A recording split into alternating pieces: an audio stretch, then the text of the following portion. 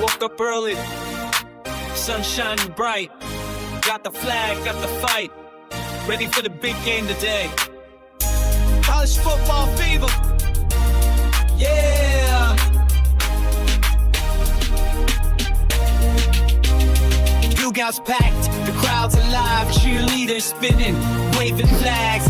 Game day magic feels like home. With Amondo, D-Truth, Lulu, and Sniper on the mic. Are you ready for some college football Saturday? Let's cheer for our team. Feeling the thrill of the game. Screaming, jumping, never slowing down.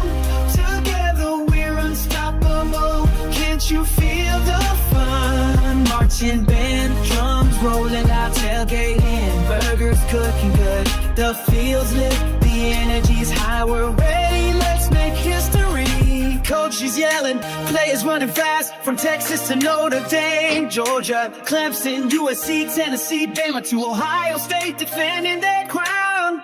The final whistle, the crowd roars. Victory we won, it's all worth it. High fives, hugs, we're all one. College football fever, we own it. Are you ready for some college football Saturday? Let's cheer for our team, feeling the thrill of the game. Screaming, jumping, never slowing down. Together we're unstoppable. Can't you feel the fun? Mondo, D-Truth, you kill. We're unstoppable. Saturday morning kickoff show, we ride. From morning till night, we're on fire. This is the season with the pride.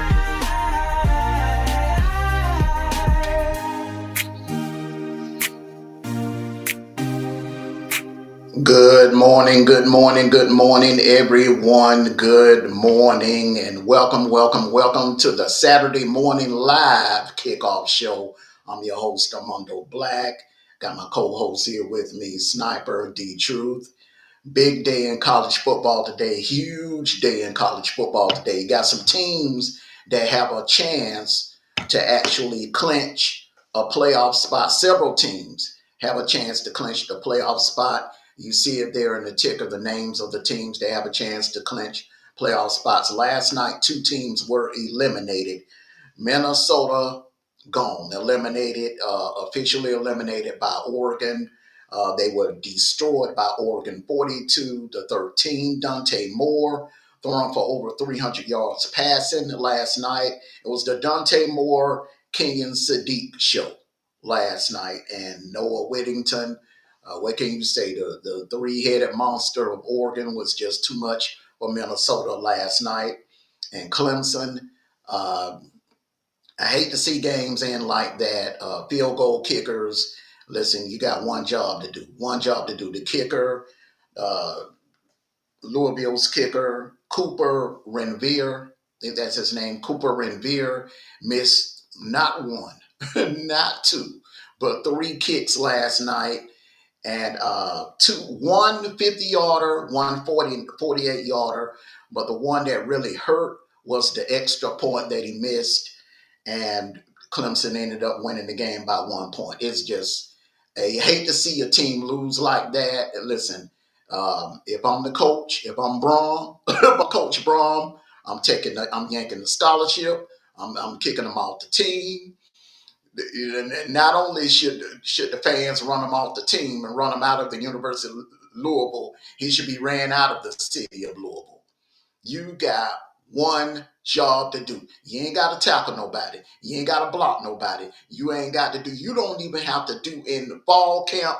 You don't do the extra stuff that the skill set players do.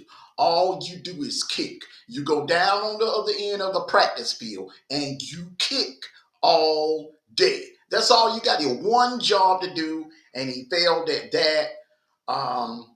So Louisville is eliminated. They're officially eliminated. The ACC is getting muddy in the ACC. It's looking more and more like a pathway for James Madison to get in if Georgia Tech drops the ball. And what I mean by Georgia Tech dropping the ball, Georgia Tech's only path is to win the ACC. So if they lose to Georgia and then turn around and lose the ACC championship game to Duke, or it's going to be a mess. Salute to you, Doghouse. Salute to you, Agent Smith. Salute to you, Bacardi Obama. Salute to you, Renrock. Salute to my co-host this morning. Salute, salute, salute, brothers. What do you think about that game last night?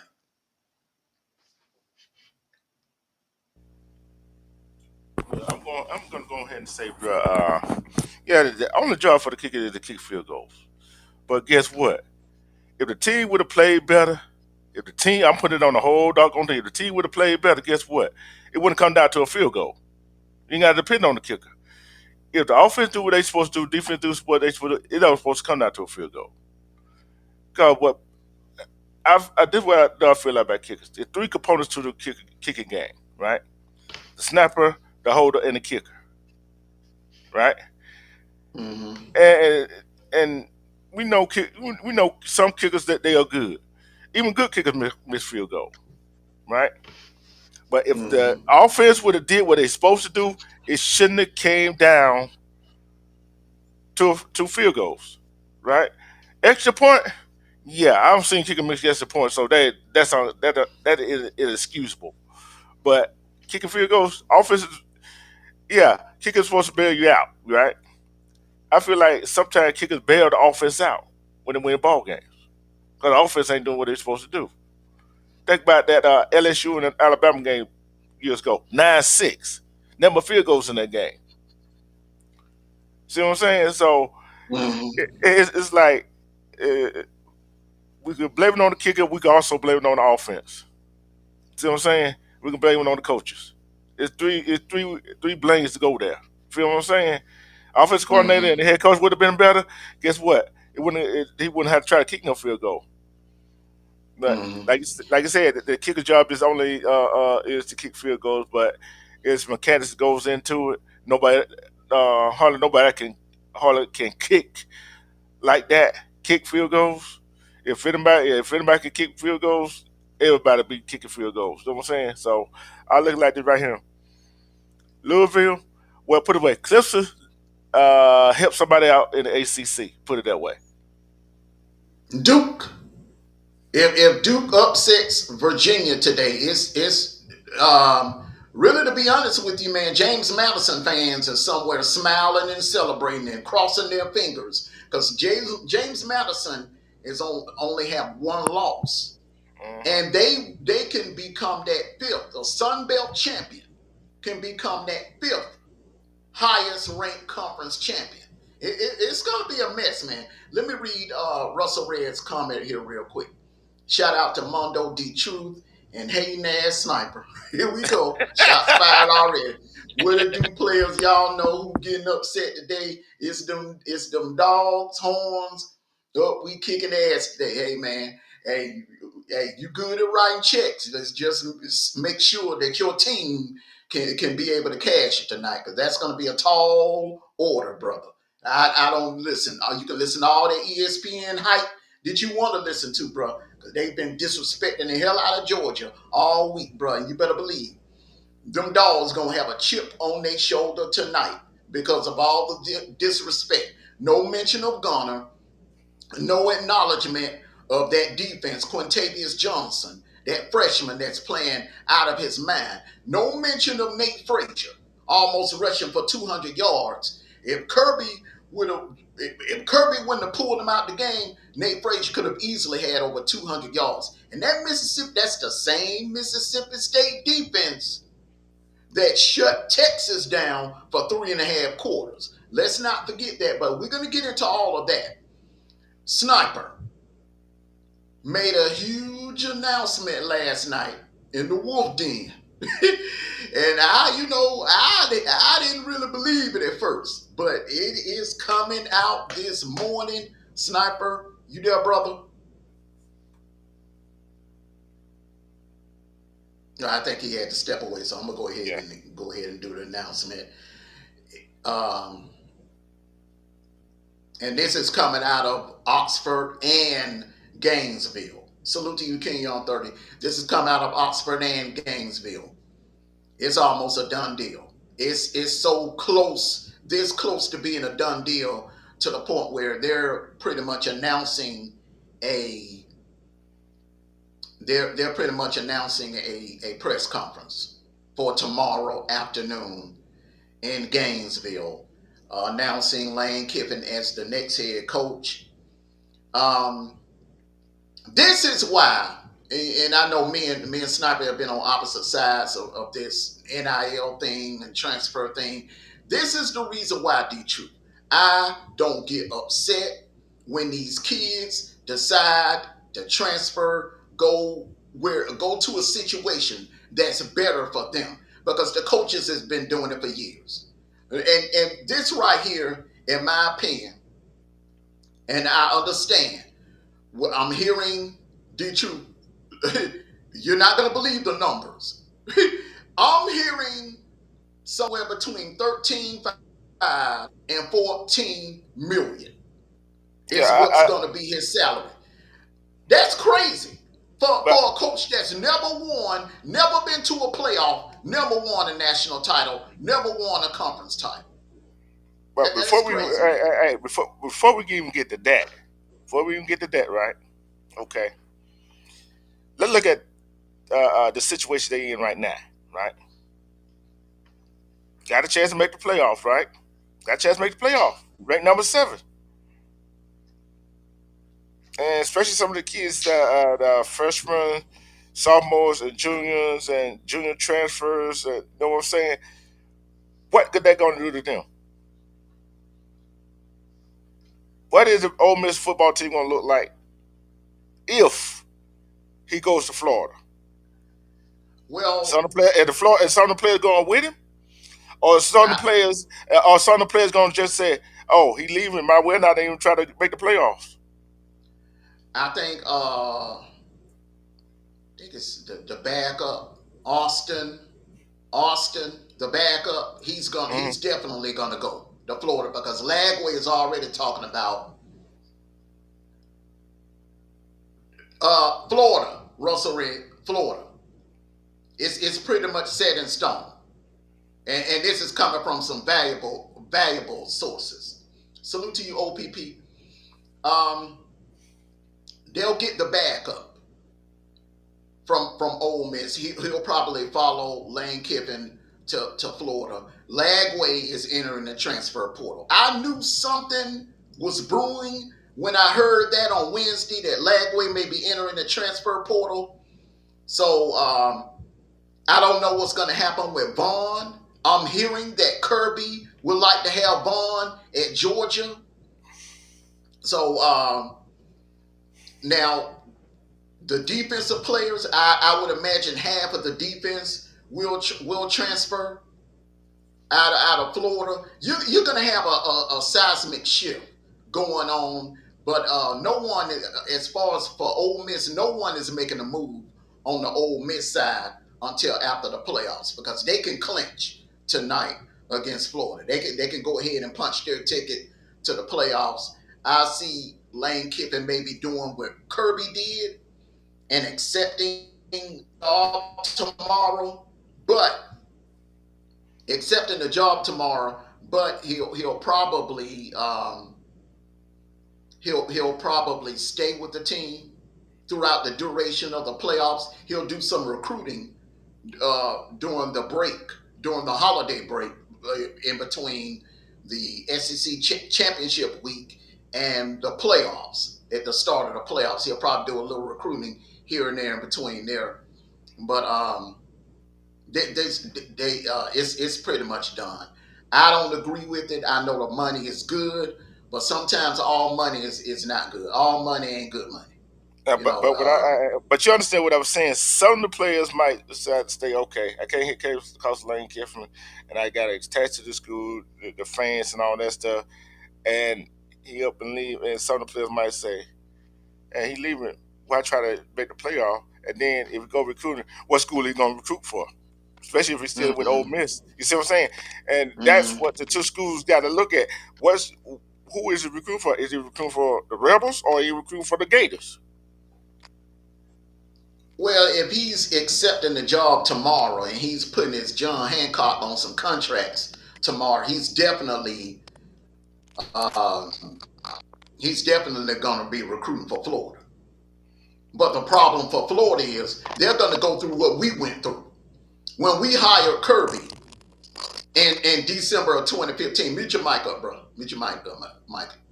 When we hired Kirby in 2015, Kirby did not just up and leave Bama. Bama had playoffs. They had to go through. They had Michigan State, and then they had to play Clemson in the national championship game. So Kirby couldn't actually put in no Georgia work or focus his attention on Georgia until after the national championship game had ended, which was somewhere probably around January the 12th, 13th, or the 14th, or whatever. After that game, and that's when he came to Georgia and he started handling Georgia business. It set us back, and we didn't have a good year in 2016. We finished, I think, like 8-5 or something like that. Including the bowl victory over TCU. But Florida fans, they're going to be looking for him to come in and work some magic from day one. That's why I've been saying since day one, and I'm not just saying this because I'm a Georgia fan, and I'm not throwing any shade at Florida because that's a rival. Hell, look, I don't like Bama either, but I will say this: Bama is a damn good job. Damn, Bama is a hell of a better landing spot than Florida, and LSU would have been the perfect landing spot. I don't know what I'm hearing. LSU was offering 14 million. I would have took the LSU offer over Florida because those fans down there in Florida, they're gonna want a national championship. They don't give a damn about the SEC getting to the SEC. They're gonna want him to get. They're gonna want to see playoff appearances and national championships because they see what Kirby is doing in Georgia. They're trying to catch up to what Georgia is doing, and we don't know. Lane Kiffin, to me, he's a good coach. But as far as like when it comes to big time moments and big games, he's been kind of more hype than results, in my opinion. He ain't did what Kirby, Ryan Day, and Dabo has done, and Jumbo has done. Now, that's just my opinion. That's just my opinion. I Well, would have stayed at Ole Miss and became a legend. There's nothing he can do at Florida that will surpass Urban Meyer or Steve Spurrier, especially Steve Spurrier. Steve Spurrier is a god at Florida. I don't understand the move. I really don't. I don't understand it neither. Um, this is not the first time that Lane Kiffin has done this. Hmm. And I don't know what his MO behind it is, but this is not the first time. First of all, as I've been preaching for a long time about coaches making the changes in the middle of the season, what Hmm. about the players that not only came to play for the university that you're at, but came to play for a particular coach? A coach Hmm. that they thought would take them to the promised land and get them to the next level. And you leave them high and dry because another team comes calling? Hmm. It just doesn't make no sense to me. And I'm sorry about the technical difficulties, brothers. I'm just getting off of work, so I'm hanging in here as long as I can. Um, and Russell Red, don't think I didn't see your comment before my phone went down. Neither I saw that. Okay, I'm coming after you in a few minutes. But anyways, this changing coaches and firing coaches in the middle of the season, it does your university no good. It does your university not one bit. We all preach about the kids being committed, but you got coaches who are not committed. So what are you teaching those young men that is coming to you looking not only as a role model but a coach? Hmm. That's my opinion on that. That's why I feel about that. And I just think it's just asinine that you you jump ship just because In the middle of a playoff run, in the middle of a that's what's playoff really hunt. really irks me. Yeah. You know, this school has never, and they still have a chance to go to Atlanta. That's the crazy part about it. If Bama slips up tonight and Georgia slips up tonight, Ole Miss is next in line. They only have one loss, Sniper. It would be Ole Miss and Texas A&M in Atlanta. So man, if this is something that could have waited until after championship week. That's all I'm saying. Yeah, and I totally agree with you, bro. I do too. I And totally that's, agree with you. yeah, and I say this right here. That's why I say what I said. Ain't no guarantee the players gonna come out there and play for them tonight. Do y'all agree or disagree with him on that? Is it a chance they gonna come out there and play for them tonight? But what did hey D Truth, let me It ask you a it, question. it could What it does could. what do they have to play for tonight? That's what I'm saying. Their That's what I'm morale, saying. their morale is shot.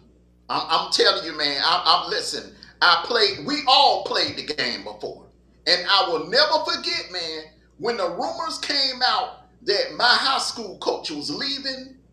All the morale went out. I didn't have the desire to work out. I didn't have the desire to go to practice.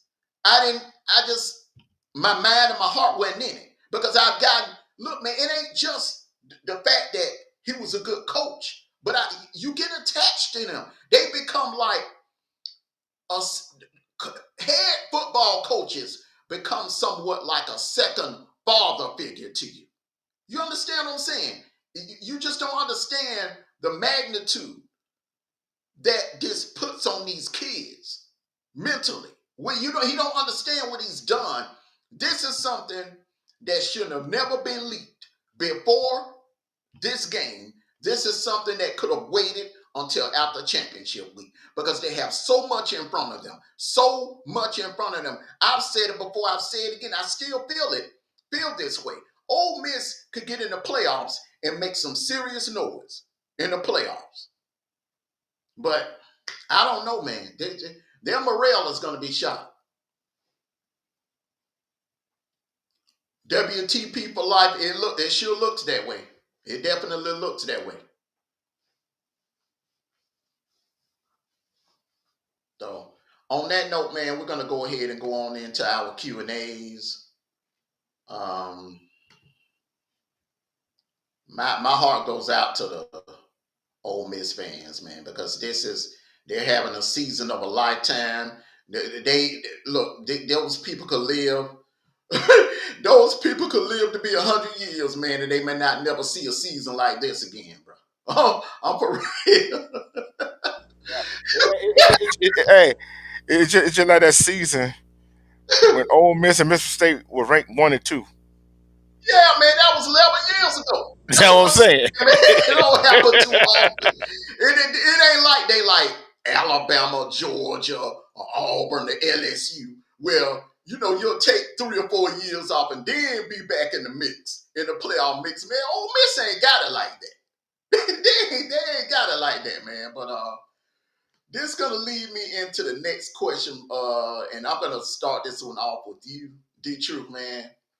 Uh, perfect SD's question, man. Now that the reports have come out about Lane Kiffin, man, should Ole Miss have a Plan B strategy for the Lane Kiffin exit? Yes or no? And do you think they should just wait it out, play it out, and after the playoffs, and then do their search, or do you think they should go ahead and put a Plan B into effect I'm gonna put it like that. They today? should have. I would say yes. They should have been had that, especially when the rumors came out when these jobs are coming out and his name attached to these jobs. They should have been had a plan B. They should have been had a plan B.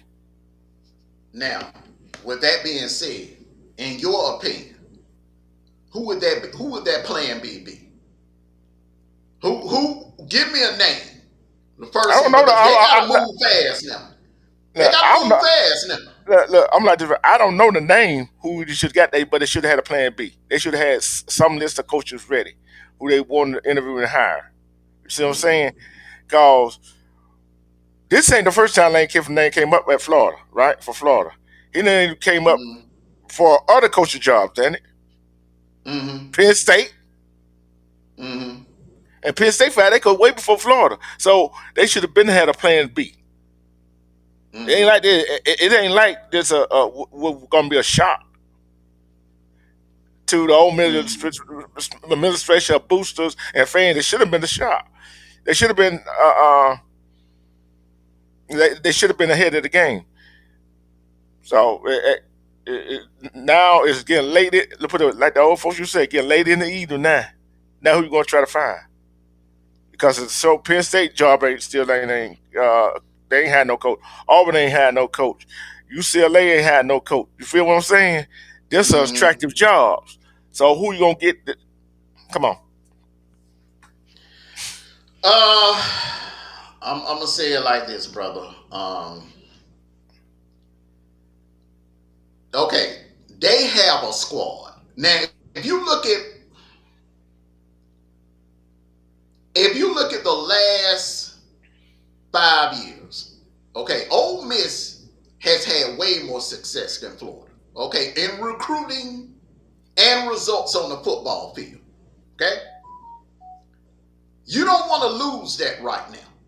You don't want all of that to go out the window with Lane Kiffin. So to save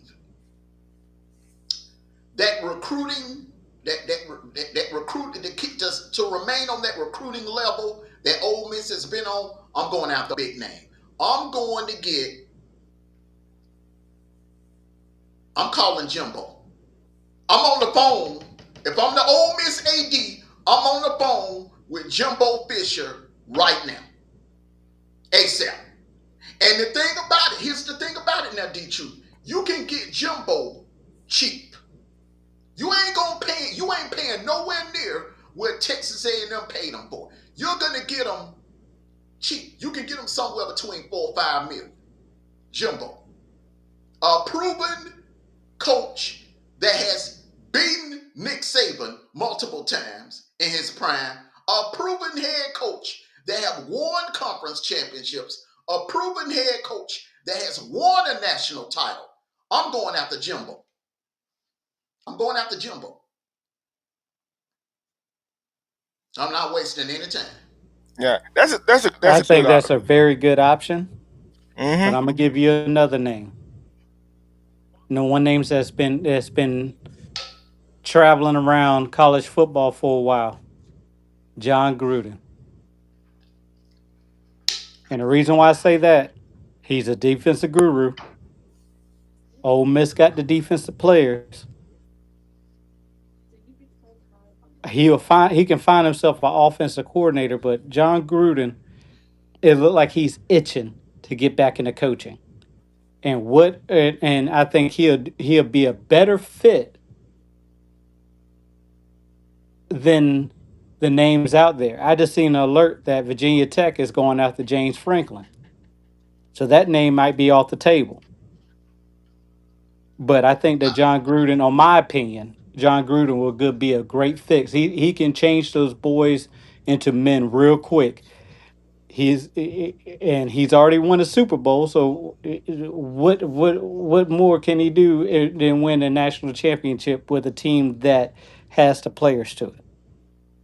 Well, the thing with John Gruden, this is what you're going to get into with John Gruden. Okay, we've seen coaches go from college to the NFL and win championships. We ain't seen too many head coaches come out the NFL and come into college and win national championships. So the great Bill Walsh couldn't even do it. John Robinson couldn't do it. You know, Bill Belichick, see what he going through. And he's the GOAT of NFL coaches of all time. What, 7 Super Bowl titles? He couldn't do it. So John Gruden, I have not seen him win in college. I have not seen him run a program in college.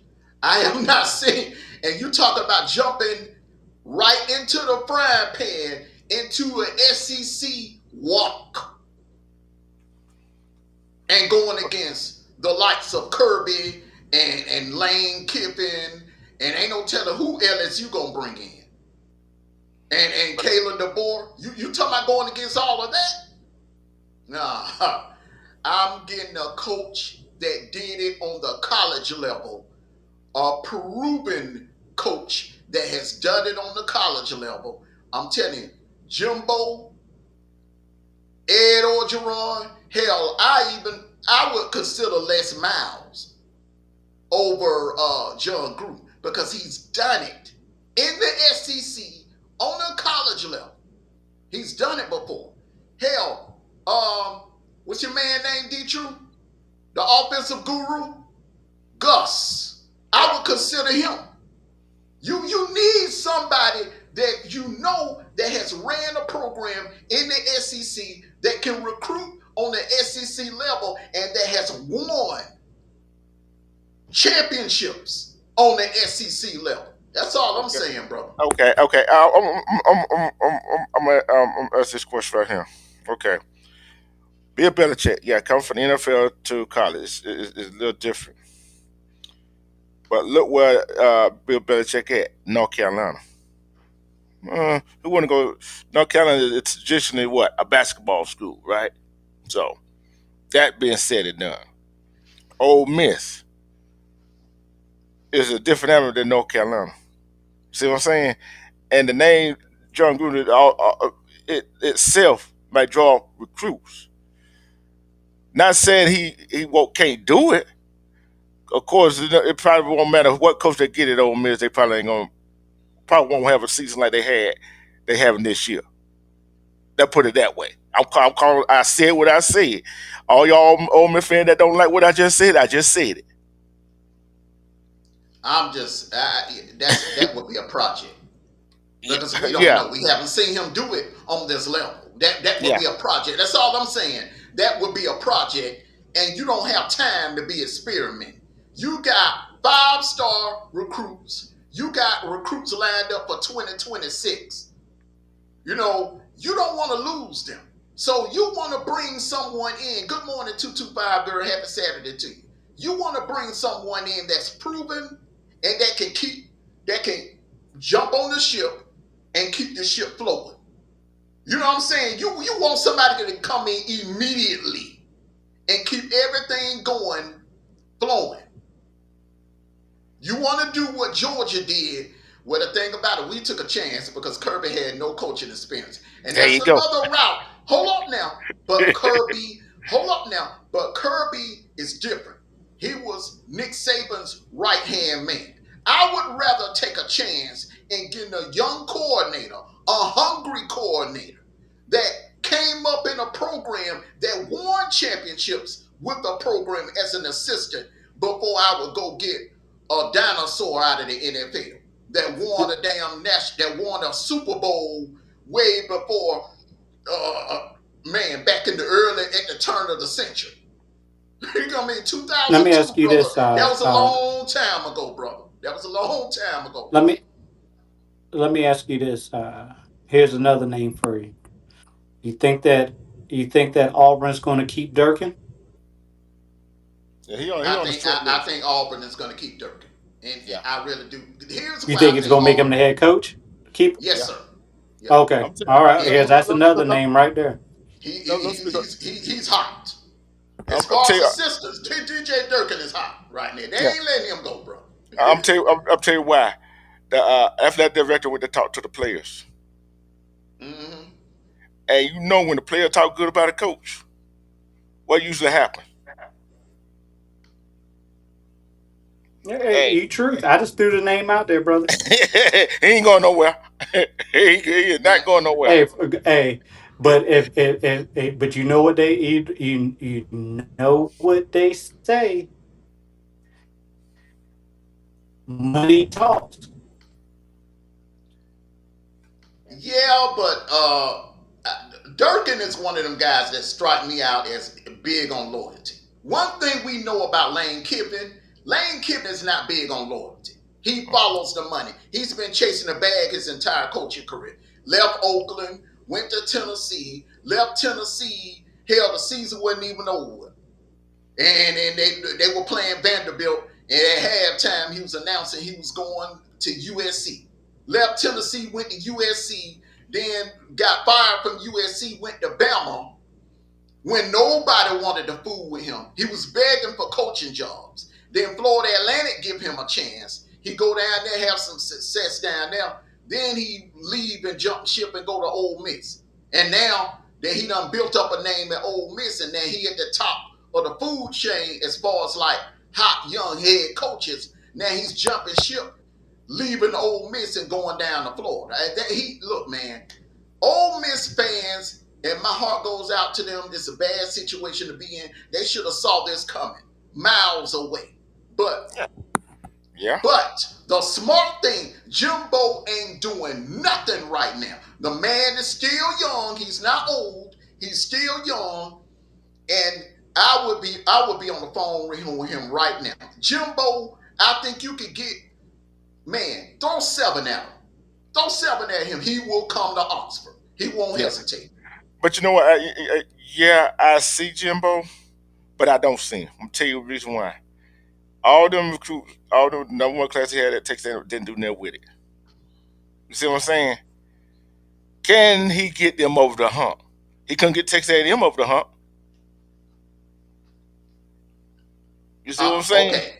I'm gonna tell you what happened. Let me and look, this may sound like, oh, Mondo, you reach. I'm not reaching. Let's remember the pandemic year, 2020. Remember, they were 9-1 that year. Their only loss was to Bama. Who's to say? Now, if they had a round robin format like they got this year, if they did not have divisions, what messed Texas A&M up that year was divisions. If they didn't have that East-West thing going on, and A&M was able to play Bama in a rematch in that SEC championship game, we don't know what would have happened, Dietrich.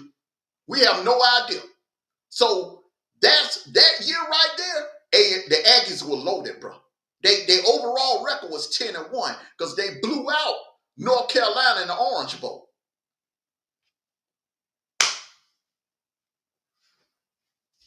I say get Jimbo. He did it at Florida State. And remember now, it wasn't just 2013. They went back to the playoffs in 2014. In 2012, they won the ACC. So they won the ACC 3 years in a row. 3 years in a row. Could have almost did it for the 4th year.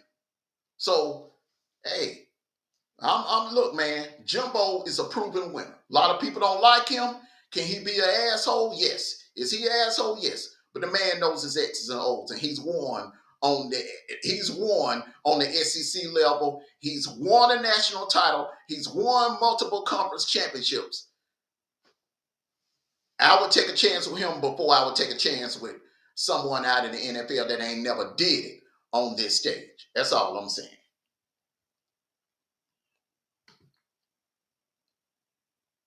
225 Girl said either Kiffin is wanting more money or he already knows he's not coming back because Ole Miss should have came out and said something. Well, 14 million, it's hard to turn down. That's hard to turn down, everybody. It's hard to turn down 14 million a year. 14 million a year. That's a lot of money. That's a lot of money. All right, let's go on to the next topic here. All right. Sniper. Nigga, you having some audio issues. D True. No, no, no, no. I ain't got no audio issues. I was on mute. Okay, man. So I'm gonna read this out. Has ESPN? Then we've been hearing Arch, cement his legacy. Arch. ESPN on that hype machine again all week long. Arch gonna do this. Arch gonna do that. Arch gonna do that. Has ESPN disrespected Gunnar Stockton this week with all of the Arch Manning hype this week? Has ESPN disrespected this kid? Yes or no? ESPN hasn't respected Gunner since the beginning of the season. ESPN has been. Remember, we talked about this because of Manning's last name is the reason why he's getting all this talk. What has Manning done? Oh yeah, he won a few games, but his team won the game, not him. Mm-hmm. But Gunnar Stockton has been consistent. Yeah, he threw some. So he missed some passes, whatever have you, which is a young quarterback's going to do first time starting. But the boy is a winner.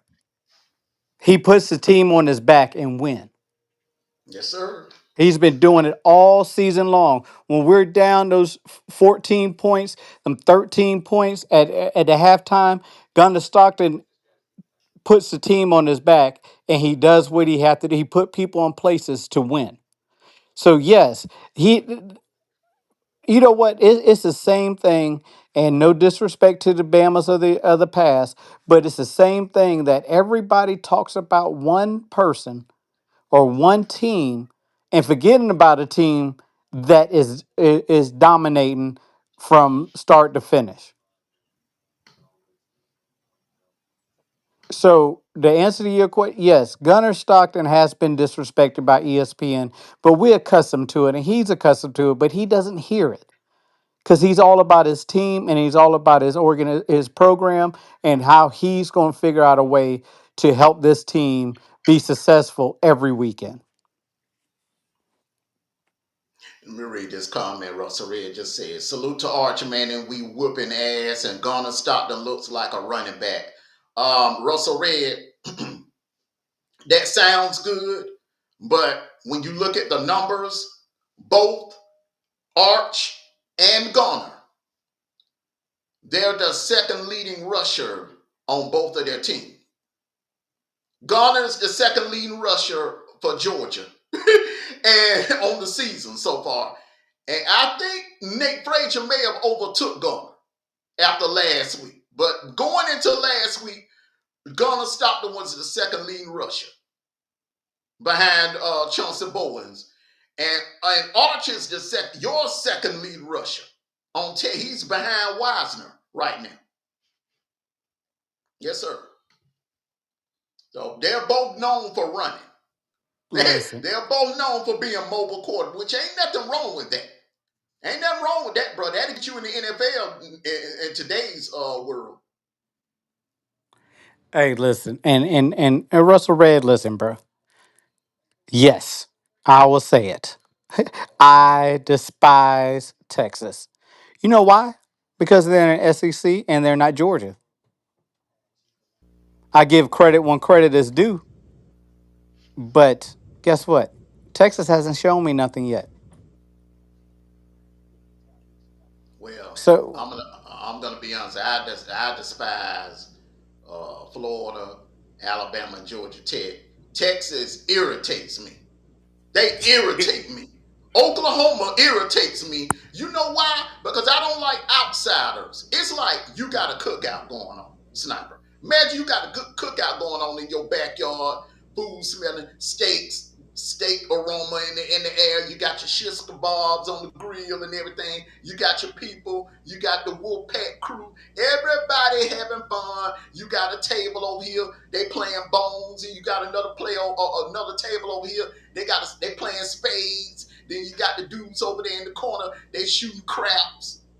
You know what I'm saying? You got your little pool table out there in the yard, but you got a little pool game going on, and then all of a sudden a couple of outsiders that you ain't never met, that you ain't never dealt with, just come to the cookout, come start fixing plates and sitting down at the spades table. Come on, man. That's how I feel about Texas and Oklahoma. They're outside. They're not day ones like Bama, Auburn, Florida, and Georgia, and LSU. I'm They're not going to day. tell you. I'm going to tell you this right here. What we got? 16 teams in the SEC, right? Finna be 18. So, But guess what? All of them 16 teams, some of them outsiders. Going to look at it for the originals, right? So mm-hmm, yeah, you got Alabama, Auburn, Florida, Georgia, Kentucky, LSU, Ole Miss, Mississippi State, and Vanderbilt. And just think, Georgia Tech used to be in the SEC. Tulane used to be in the SEC. mm-hmm. Just think them two schools still in the SEC. Um, I think that with the renovations that they're doing down there in New Orleans on that campus, I mean, that thing is going to be beautiful down on that Tulane campus. If I'm Hmm. Greg Sankey, I'm considering bringing them back. I'm considering inviting Tulane, Georgia Tech. They just what they did with the SEC. They burnt a serious bridge. I don't think Greg Sankey will even go that way. Tulane and Clemson would be good fits, but the thing with Tulane, LSU may try to block it.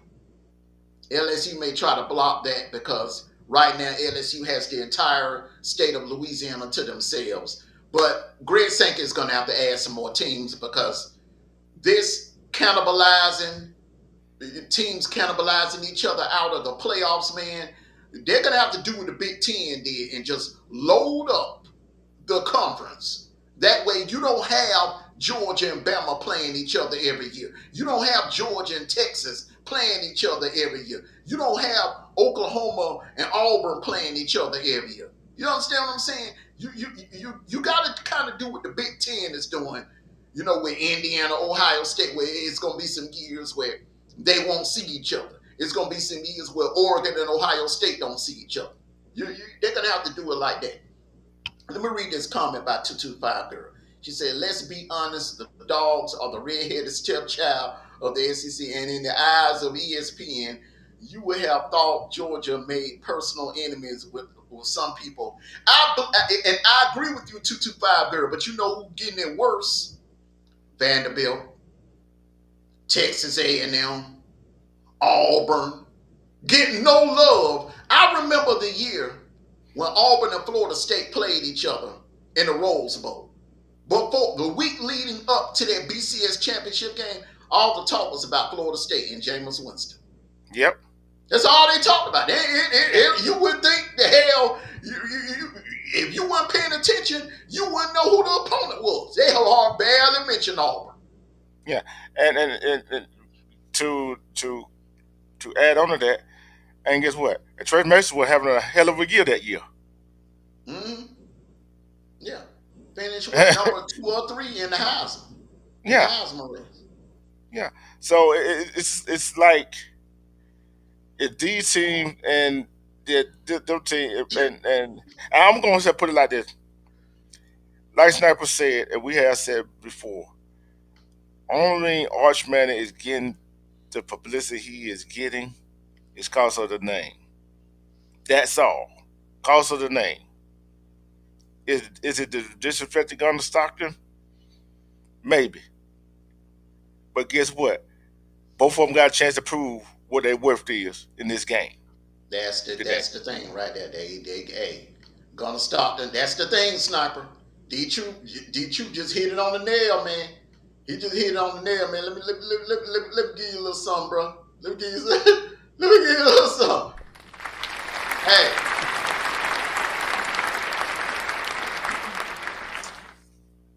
gonna stop them.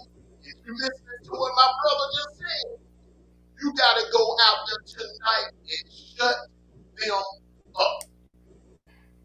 That's all you gotta do. Go out there tonight. One on one, you're going head to head with Arch. Go out there and prove them wrong. Shut them up. On Monday, the conversation will be about you being in neutral. And Arch will be an afterthought. They won't even talk about, they'll try to hype them up before the end. They'll try to hype them up again before the end. I guarantee. Yeah. And they're gonna make some kind of excuse for them why they lost, whatever, whatever. They gonna get they gonna if Jordan wanna win the game, they ain't gonna get no excuse to say, oh, praise to Georgia defense. They ain't gonna Mm-hmm. give no praise to Georgia offense. We know that. Or they'll blame it on Sarkeesian. Sarkeesian was being distracted by all the NFL talk. Yes, Russell Red, I heard that the Giants are looking at Steve Sarkeesian. I think that could happen. Also, keep an eye on the Tennessee Titans. Remember, Yeah. they're building a new dome up there in Nashville. Money Nashville is getting damn near like Atlanta almost. I don't know if y'all paying attention. Nashville, it's some money flowing out of Nashville, man. They getting ready to get that new dome, and they want a new head coach to lead that franchise and take that franchise to the next level because they got to put butts in the seats in that new dome up there in Nashville. And Steve Sarkisian would be a damn good candidate. So don't be surprised, and I think that may be the one job that Texas, I think that might be the one job, Sniper. You may not want to hear this, Sniper, what I'm about to say. I think that might be the one job that might bring old St. Nick back to college, coaching in college football. I'm just saying, brother. Hey, Miss Nick Saban going. She'll be up here in a few minutes. I just was had her on the phone, and she said, "Oh, heck to the no," but she said some other words. I had to bleep it out. Let me tell you something, bro. Terry love, don't let Terry fool you. Terry love money just like any other woman, any other red-blooded American woman. Terry love money too. If they offer that man $20 million a year, because I'm gonna tell you like this, if Lane Kiffin gonna get that 14 out of Florida. So what's gonna happen is gonna Ryan Day gonna go to the AD and have a conversation. They're gonna bump him up to 15. Okay, then Kirby gonna have a conversation with old Mr. Josh Brooks and say, hey, look, if Ryan Day worth 15, I'm worth about 17.5. I'm telling you, man, look, the game is for the Mm, change, man. These right. coaches finna be paid some crazy money now, man. But I'm gonna put it like the right. They're Yeah. gonna be paid crazy money, but they got to put product on the field. Yeah, yeah. But hey, what's his next? What's his next one? Could uh could 5 SEC teams make the college football playoffs this season? Yes or no? Ooh,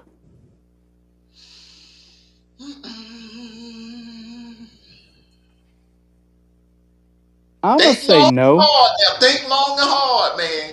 Do you want to go with that answer? Think long and hard. Okay, you got two that's going in. Who are the one and two? A&M can clinch today. Bama can clinch today. Georgia technically got to beat Charlotte. If they win tonight, beat Charlotte, they're in. Ole Miss, Bama, Texas A&M, those three right there can clinch today. So that would be three slots taken by Mm-hmm. three SEC schools. So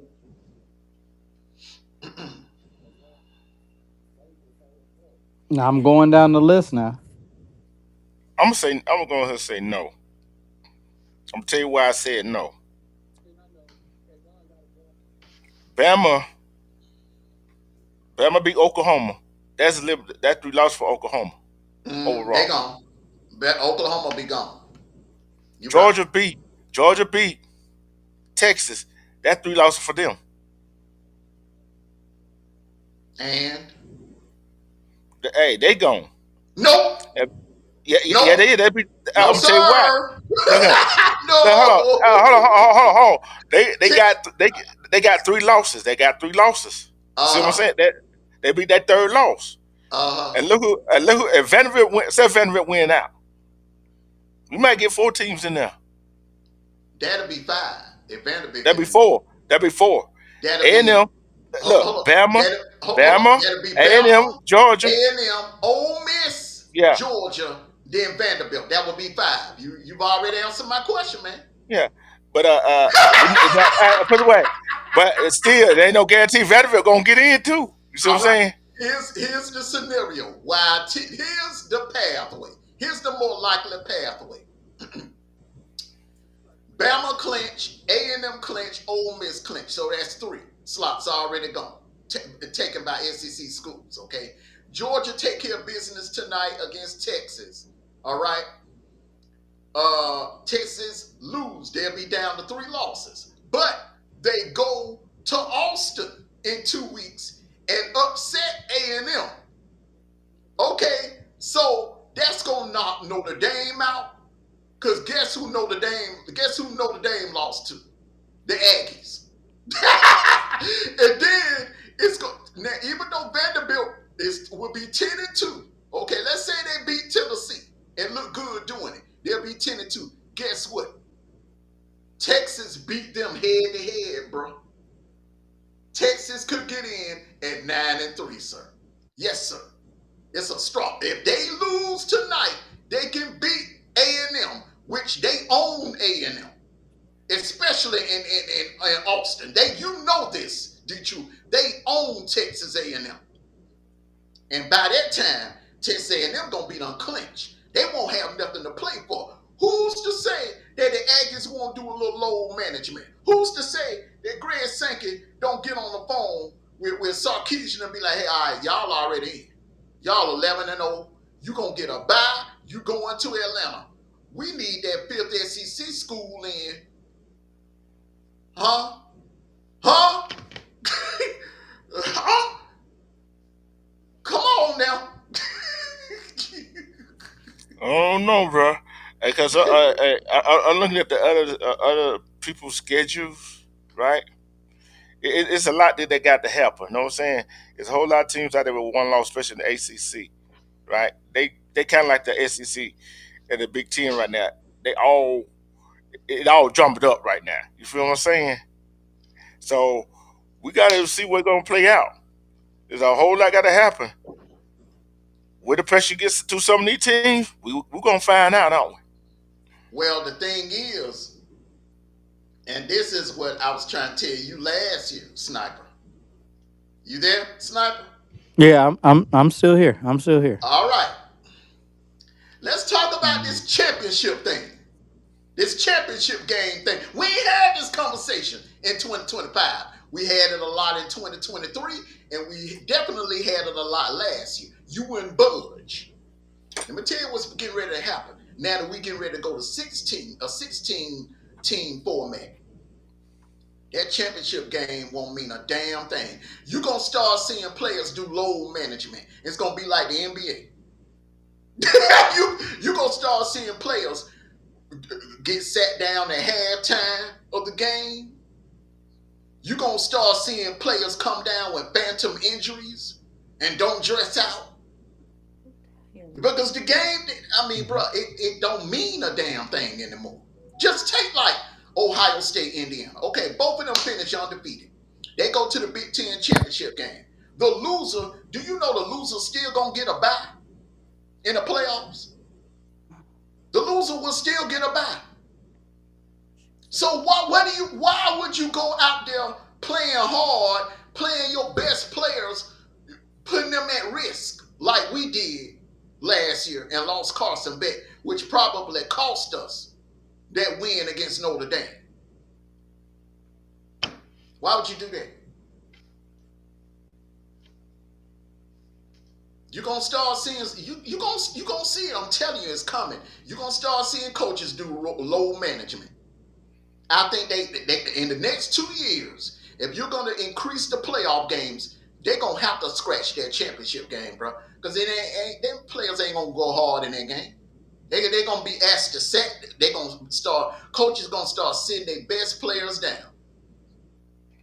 in that conference championship game. Because hell, if you got a playoff spot already locked up, and you got a home game already locked up, or a bye already locked up, why the hell are you going hard in that game? What's the logic? I kind of see where you're going with it, but at the same time, in the day of the NIL, and yeah, players might go. I gotta keep proving myself for the NFL, especially some of those that want to try to make it to the NFL. Some of you already know some of these kids ain't gonna want to sit down. You know that. It's gonna take a whole lot of the coach gonna have to do a whole lot of convincing to sit some of these players down. Huh? So yeah, it's gonna take a whole lot of convincing to sit some of these players down. Just say on the mile Caffrey board, right?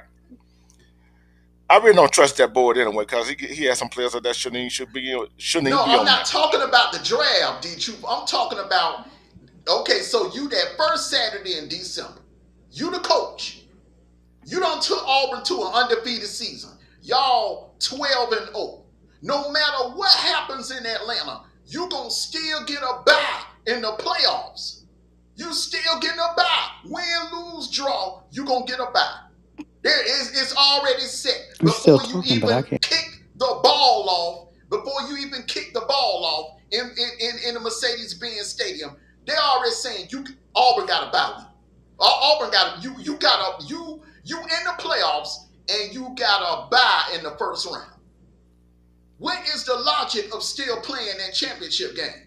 Other than I, you gonna risk some injuries of some of your key players. yeah, but at the same time, right? Let's say you sit key players, you get in that playoff game, you win the first round, and you don't win the next championship. You ain't got no championship show for nothing. You see what I'm saying? You got a championship show for nothing. You feel what I'm Well, saying? you that well It's you it's it's, it's, it's hey, cause every team goes in there wanting to win, no matter what. See what I'm saying? yeah, but what, So, what I'm saying, what I'm saying is, bro, it's a risk. Playing an extra game, playing an extra game, bro, is a freaking risk. It's what even G Bama boy. Salute to you, G Bama boy. Good morning to you. Even he said, man, he really don't want to see Bama go to Atlanta. He don't want Alabama. And you know why, man? Because he saw what happened to us last year. He saw what happened to us. We lost our quarterback in that game. Well, we already had a playoff spot already locked up. That was just an extra game that we just played for what? A damn SEC banner? but the thing Come is, on, man. you played what 12, 13 games in a season, right? You can lose your best player in game one, game two, game three Yeah, for the man, rest but of the season. your best player after 12 weeks, bro. Do you want to risk losing him in an extra game? If you But you might really, let think about it. Think about it. You losing the week 3 or 4. Guess what? Rest of the season. you still don't you still don't understand what I'm saying. But you understand what I'm You saying. ain't You understanding. can You ain't understanding what I'm hey, saying. hold on. You can lose your best player no matter what season is. See what I'm saying? But What part of the but season it is? But what I'm saying is, okay, so bump week 3, week 4 done already passed. We in week freaking 12. Everybody is healthy. You nobody on the injury report before you play the game in Atlanta. Why would you want to risk? You only risking injuries. You're not risking your playoff spot, and you're gonna get a bye, win, lose, or draw. You 12 and 0. You 12 and 0. It's the bracket has already been set up. You are getting a bye. You are in the playoffs. The only thing there's no upside in playing in that extra game, other than you're gonna risk some of your players getting hurt in that janky So ass Atlanta Mercedes Benz dome. That's all I'm saying. well, it probably ain't janking to other teams. You know what I'm saying? Besides Georgia, but Well, but hell, it ain't. Look, man, I'm just saying. But look at the injuries. Ask Bama yeah, fans. Ask Bama fans what happened in 2021 when they lost two of their DBs and they lost John Mechie when they I'm played gonna say against this us. right here. Even though they beat us, losing them two players, they lost them DBs and they lost John Mechie, which they needed in Indy. They could have used him in Indy. That's what I'm saying too. G Yeah, Bama in here. G Bama, am I right? That SEC championship game, and I guarantee you, that's what he thinking about. He thinking about, man, if we wouldn't have had to play in that game, we would have had Mechie and them other two cornerbacks for Indy. but Thank you, G but Bama. There you go, right there. That's I'm looking information right there. I'm like this right here. It may or may not make a difference. Who knows? We never know. But at the same time, it seems like okay, let me see my best player and not try my hardest to win this ball game. That what it sounded like to me. Let's throw this ball Because game. Let's give it to my well. Not, hey, my well. Let's call off the championship game altogether. I Since said we ain't that. gonna play. I said they need to get rid Hey, of it. Sniper but they not. disagrees with me. They need to get Well, rid of it. They need I'm gonna to tell get you rid why of they it. not. I'm gonna tell you why not. It's money. It's money. Well, look, man, You see what I'm all saying? money. It's Look, the money. same thing I said about like all money ain't good money. This is what's wrong with the world. They're willing to do anything and put anything at risk for money. All money ain't good money. All money ain't good money. And to be honest with you, the fans don't really, and they ain't really into these damn conference championship games like that. They ain't hitting like Well, they were back in the 90s, in the early 2000s, man. When they mixed something, they ain't hitting like that no more. All right, so that leads us then to this next question. Should a 9-3 Texas team get in the playoffs over a 10-2 Vanderbilt team? Yes or no? Sniper, then D-Truth, then I'll finish that question out. Should a 9-3 Texas team get into the playoffs? Let's say a scenario. Vanderbilt run the table and they're sitting there at 10-2. Texas lose tonight. Or let's just say if Texas win tonight and they lose to Texas A&M and they're sitting there at 9-3. Okay. Who you And putting in? before I answer this question, I got to make a disclosure. I Mm-hmm. am speaking as an analyst, Russell Red. Okay, speaking as an analyst, not a football. Just want to throw that out there. Okay, I don't hate your team. No, they should not, because even though they lost, they got three losses.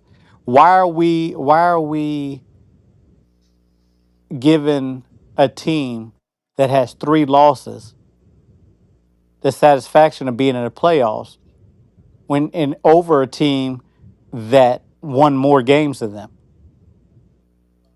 Okay, They but play the how's it gonna? same. They play almost the same schedule. Yeah, and they played each other and Texas beat them. Okay. Hey, listen. that's Hey, the listen. Listen. that's The the Falcons. level The that Falcons have committee beat. gonna have, man. Hey, listen. The Falcons can beat. The Falcons have beat. Could beat the Carolina Panthers, which they didn't. But they could beat the Carolina Panthers and still make it. Not, should we grant them a spot in the playoffs? I mean, I feel what you're saying. Look, man, I agree with you. I feel like Vanderbilt, they were 10-2, even though they lost to Texas head to head. I feel like Vanderbilt should get the nod. Hell, it ain't like the committee ain't did it before. They did it in 2016. Penn State beat Ohio State head to head, won the Big Ten, but they sent Ohio State to the playoffs instead of sending Penn State, the Big Ten champion, and won a head to head over Ohio State. So it ain't like they ain't never done it before. So hey, I agree with you. I'm all in And favor I of say, it. I'm gonna say Texas should be sitting their butt at home. If you we know the committee say, oh, we look at strength of schedule, we look at the records. Okay, by our analogy, our knowledge, right? 3 losses you out, right? 3 losses you out by our knowledge. But they never said that. That's not in the bylaws Yeah, of the but committee. Now, hold on. it No, ain't no. it ain't But it how? ain't it But ain't it ain't documented though. That 3 losses yeah. eliminate you. But how the way you gonna put a 3 loss team in over two loss team? Well, they Who did it cares about plenty the of head to times head matchup? before, though, and I understand what Yeah, Amondo's saying. I yeah, understand I what understand Amondo's that too. saying that they've done it before. What they didn't they not do it last year? But I'm gonna say this right here. No, With no 3 loss team has ever made it to the playoffs. I just checked it. No 3 loss team has ever, never made it to the playoffs. I'm gonna say this right here. They do that. They put Texas in over a 10-2 Vanderbilt team. We already know why they did that. Namesake, Texas Longhorn. What would draw the bigger crowd? Texas or Vanderbilt? Texas, All about the Texas, money. Texas. All about the money. Vanderbilt can't even sell out I, their own stadium, man.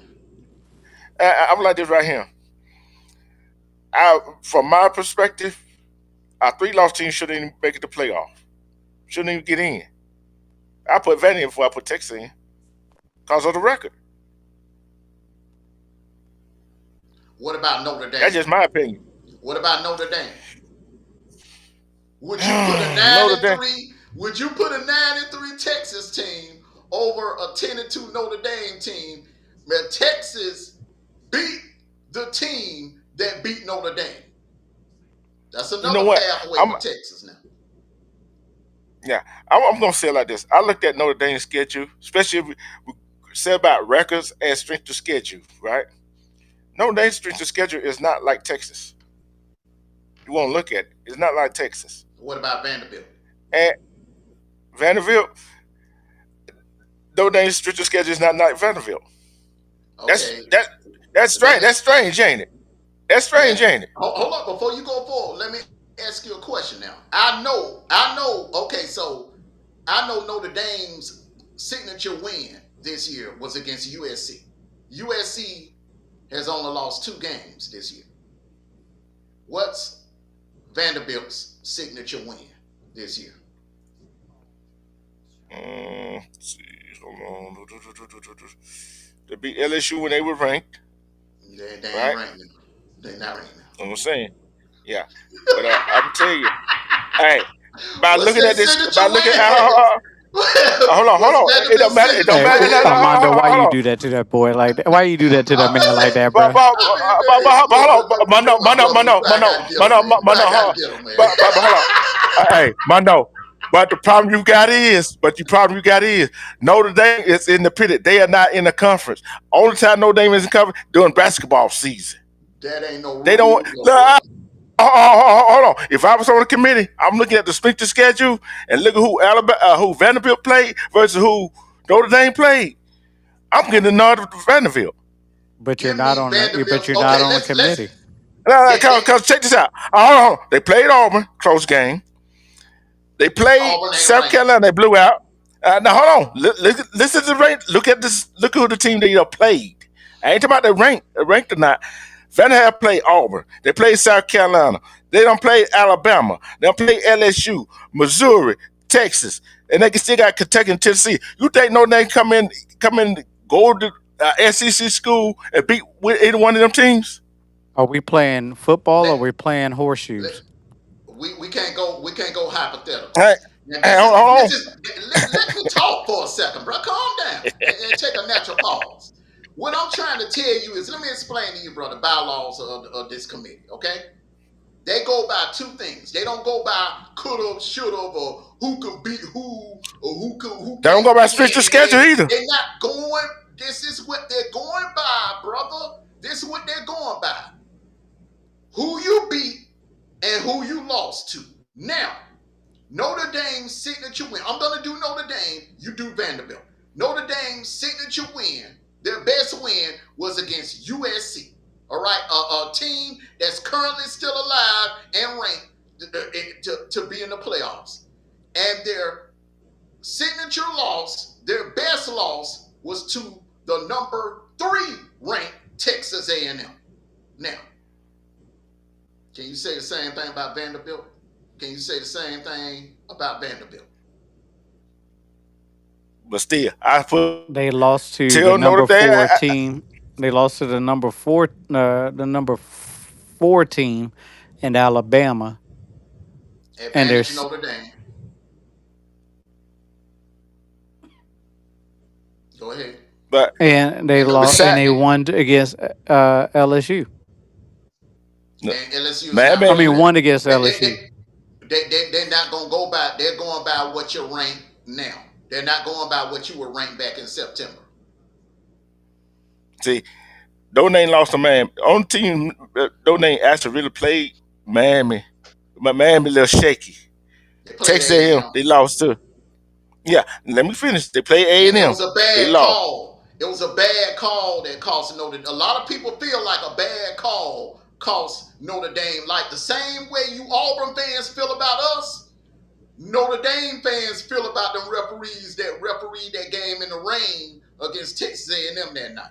They feel like a bad Well, call. If it wasn't for that bad call, Notre Dame would be what, 10-1 right now, 9-1. yeah, yeah.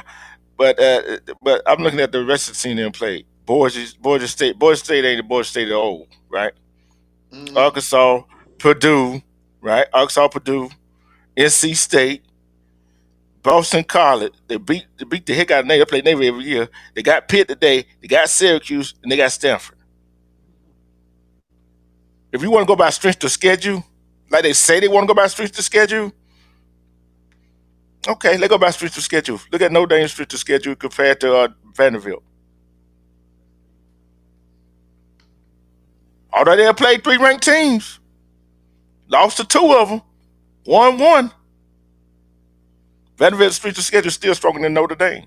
Let me ask you a question. Okay, let's look at Texas. Okay, so So what? So would you leave? So would you leave out a conference championship and put Notre Dame in? leave out a conference. You're Got to not say leaving. it. No. You're not leaving out no conference champion for Notre Dame. That was Vanderbilt saying ain't winning Notre no Dame need to conference. play. Vanderbilt ain't winning no conference, and Texas ain't winning no conference. Well, Uh, let's look at Texas now, because those are going to be the three teams that's vying for that 11th spot. The 11th spot, 12 is going to the group of 5. We all know this. That yeah. 11th spot Yep. is what we're looking at. Vanderbilt, right now as it stands. Vanderbilt, Texas, Oklahoma, Notre Dame.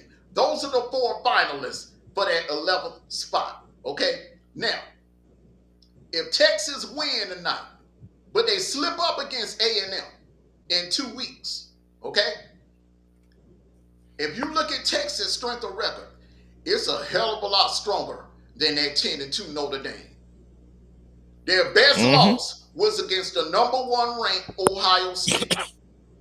Yep. They would have beat a 5th ranked Georgia on the road in Sanford Stadium, but they lost at home to the number 3 ranked Aggies. Yep. Hey, I look at Who, this. I who, look at who this you right here. putting in?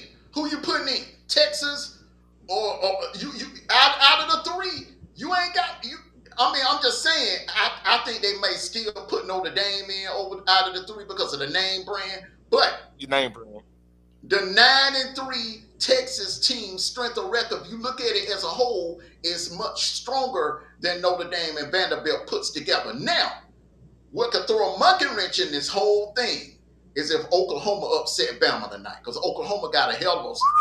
They had a gauntlet. They had a Yeah. damn gauntlet, man. They had a gauntlet this year to go through, bro. Oh yeah. I'm gonna say this right here. For the playoff, I think a team should be some. If you looking at conference championship, though they independent, and you want to look at the name brand, and you just gonna put them in because of name brand because they independent. I think a team should be some kind in the conference of a football thing. You know what I'm saying? Should be in the conference. Mm-hmm. Cause, Cause Notre Dame really ain't got to fight with nobody. But that's Who they got not to a fight rule. with? That's not I a know rule it ain't until no they. rule. That's we feel that way. I feel that way. You feel that way. Sniper feel that way. Everybody in the chat feels that way. But Hmm. until the committee or the NCAA put their foot down and say, "Hey, Notre Dame, you got to join the conference," it ain't nothing that nobody can do about that. Now, Yeah. let me read Major's comment, then we're gonna go on to the next question. He said, "I assume they supposed to go by strength, and if you take three losses, how bad were the losses? Where they lost, it was I think it was like 6 points, 6 or 7 points to Florida, and they lost on by only 7 points on the road to Ohio State, the number one ranked team, Ohio State, and they lost by 7 points in the swamp, which is a tough place to play to Florida. And let's just say hindsight, if they lose tonight in Sanford Stadium to the number fifth ranked team, but then go home in 2 weeks and take care of business against the Aggies, it's gonna be that committee, man. They're gonna have a tough decision, bro. Because you could look at Hmm. a situation where may come down between a 10-2 Vanderbilt team, a 10-2 Notre Dame team, and a 9-3 Texas team. Yeah. And by namesake, it is like Notre Dame will get in anyway. You see what I'm saying? So hey, but the next one, Two oh, two I got to five ask girl, for two that two one. five girl said in that scenario, if that scenario was to happen, Texas would go in because of that moolah. That's the one school that they will put in a 9-3 school over Notre Dame. That would be Texas. That moolah, bro. That moolah. Oh Arch yeah, Manning in the playoffs. Come yeah, on, man. yeah, yeah, yeah. but hey, but the next question, I'm Mm-hmm. going to go ahead and say this right here. I'm looking at, let's see, I'm going to go and say Texas A&M should be number two. Texas A&M should be number two, right? Because of, like we said, the strength of schedule.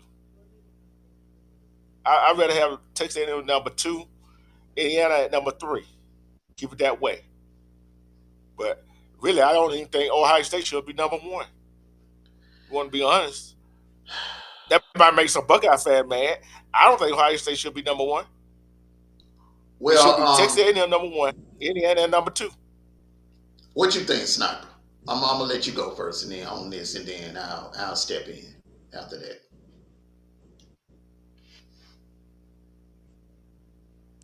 Um, do you agree with this committee leaving Indiana at two ahead of Texas A&M in that latest? You know what? I'm gonna tell you something real quick, and I'm just being real with you. The rankings, how they rank them and stuff like it doesn't matter until you put them on the field. But putting Indiana at number two against A&M, that's just crazy. And because if you look at who A&M has beat, regardless of their rankings, and if you look at their play with Auburn and the other teams they beat, then Texas A&M is by far the better team. but something tells me that they're gonna see each other real soon. But all in all, the rankings really don't mean a hell of beans because again, you have a team. You think about it last year. How many number one teams or the number one teams of each conference got put out of the second round? Yep, but I don't see that happening this year because a lot of that had to do with, okay. Let's look at the scenario. Boise State had no business getting no bye. Okay, Arizona State had no Hmm. damn business getting no bye. Oregon just got exposed. Okay, the Oregon got exposed. They had the benefit of playing a soft schedule. They had one tough game last year against Ohio State where they pulled a little trickaroo at the end of the game. You know what I'm saying? Or, you know what I'm saying? Sending out more players on purpose than what they were supposed to send out. And that slowed Ohio State down and threw their rhythm off. Or they would have lost that game. Georgia was without their starting quarterback. You know what I'm saying? So I don't see that happening this year. Them teams with buys, well, all four teams with buys losing. I don't see that happening, bro. Because this year it's based off the rankings. It ain't.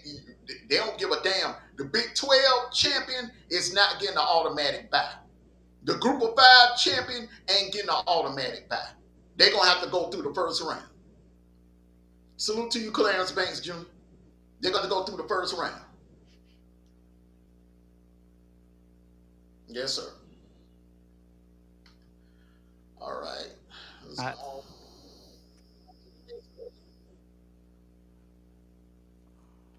He's the victory for Pittsburgh today. Pittsburgh, yeah, they got a path to the playoffs. They got everything is in front.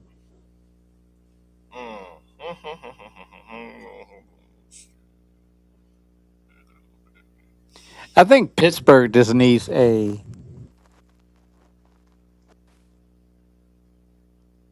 is a play to their identity. There's a lot of inconsistency when it comes to Pittsburgh. They could be high one weekend and be totally different the next weekend. They got to play to their identity. Um, they got, in the words of D Truth, they got to run the ball. They have to get that run game going. They got some studs back there. And they got to use them to their strength. And if they can keep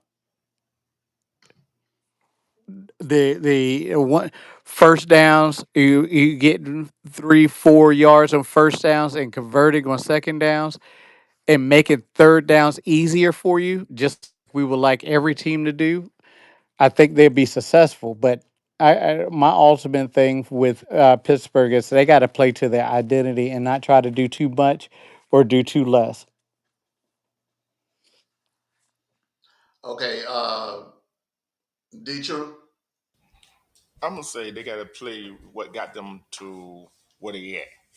Do not lose their identity and keep Notre Dame offense off the field and play to the best ability against Notre Dame offense, especially on defense. Make over field tackles is the key. Don't miss over field tackle. That's it. Um, I say load the box up. You know what Notre Dame is going to want to do. They're going to want to run the ball, run the ball, run the ball. Jeremiah Love.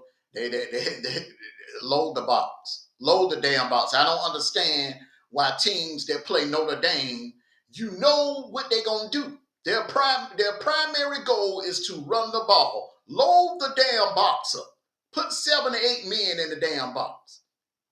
You know what I'm saying? Put more men in the box that the Notre Dame O line can block. Hell, they ain't the damn Washington Redskin hogs. They're not the hogs. You know what I'm saying? I mean, they got an average O line.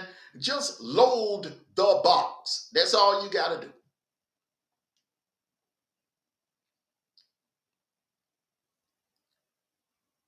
All right.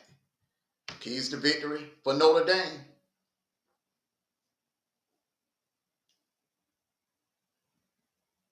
I'm going to say it. Don't they do what you did against A&M. Do what you did against Pitt. Pour it on. Wear their offensive line out. Wear their defensive line out. That's what you got to do to Pitt. Because they are a strappy team. You got to wear them out. We got a chance to put them away, put them away. Notre Dame, I think it's going to be quarterback play, putting the team on your shoulders and riding out. You have players on both sides of on all three dimensions of the team. It's quarterback play, making right decisions, um, and not trying to be somebody you're not. And also, again, in the words of D Truth, run the ball. You got a big stud back there. I forgot what his name was, and had his plan, but run the ball and quarter make the good decisions with when you're passing game. Okay. All right. Let's go on to the next question here. Keys to victory for Oklahoma. I'm going to take this one right here. Oklahoma needs they got to run the damn ball. Get Robertson to Blaylock and John Mateer. Uh, ground game. Uh, 5 yards here, 5 yards there. If I sustain long drives, keep Ty Simpson off the damn field, limit their possessions. And when you get in that red zone, you got to score touchdowns. They ain't kicking no damn field goals like you did against Tennessee, like you did against Auburn, like you did against Texas. When you get in that red zone, you got to finish the story. You got to finish the drill. Score touchdowns when you get inside that red zone on that Bama defense. Keep their offense off the field. Put pressure. Put pressure on them. You know what I'm saying? Because the thing with Bama plays better when they're in the lead, when they're front running. They're front runners. They like to Huh. jump out on you early and off. But if you put them in, they're behind, then with that front seven that Oklahoma has, that right there is the key right there. Because that's something that South Carolina didn't have. South Carolina did not have a front seven. South Carolina had a lead in the fourth quarter for most of the fourth quarter, but they didn't have nowhere near the elite talent or level of talent that Oklahoma has on their front seven. Keep that Bama offense off the field and get Robertson and Blaylock and feed them today. Feed them. Just don't try none of that hot shot crap that you were doing against Auburn and that you were doing against Tennessee. Keep it on the ground and pound, because that's Bama's weakness on defense. They have issues stopping the run.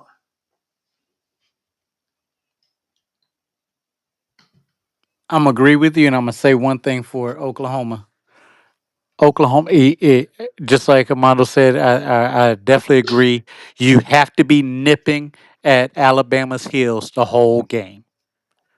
You cannot let them jokers get a touchdown and a half above you, because the ones they when they taste blood, they gon' you're done. You're done. That's one thing about Alabama. They this year is that they catch a lead and they really don't let go of it. Um, but if you're nipping at their heels and put them in panic mode, they'll slip up. They don't. They have one receiver right now that they're dependent on. But and they can't run the ball, so make them one dimensional. Mm-hmm. Make Alabama one dimensional. One dimension. I'm tired. Not one dimensional. One dimension. Yeah, One You know what I'm dimensional. yeah, saying. Mm-hmm. yeah, yeah. I'm gonna say this right here. Oklahoma. I'm not even gonna talk on the offensive side of the ball. I'm talking on the defensive side of the ball. Get to Ty Simpson with your front four. Get to him with your front four. and stop the run. Cause we already know how that defense is, don't we? We already know how Oklahoma defense is. Mm-hmm. Defense got to. The Oklahoma defense. If it's any time for your defense to really, really show up, it's today. It's today for your defense to show up. I want to see. I want to see some defensive pressure. I want to watch that one game. I'm gonna watch right there, Oklahoma, Mm-hmm. Alabama, because Mm-hmm. I want to see what Oklahoma defense does against Alabama offense. That gonna be an interesting matchup right there, ain't it? Yeah, it's very important for Georgia fans. Georgia fans need to be watching that game, man, because you know, you need Alabama to eliminate Oklahoma. Need to get Oklahoma on out the way. Get Oklahoma, But hey, Vanderbilt, Miami.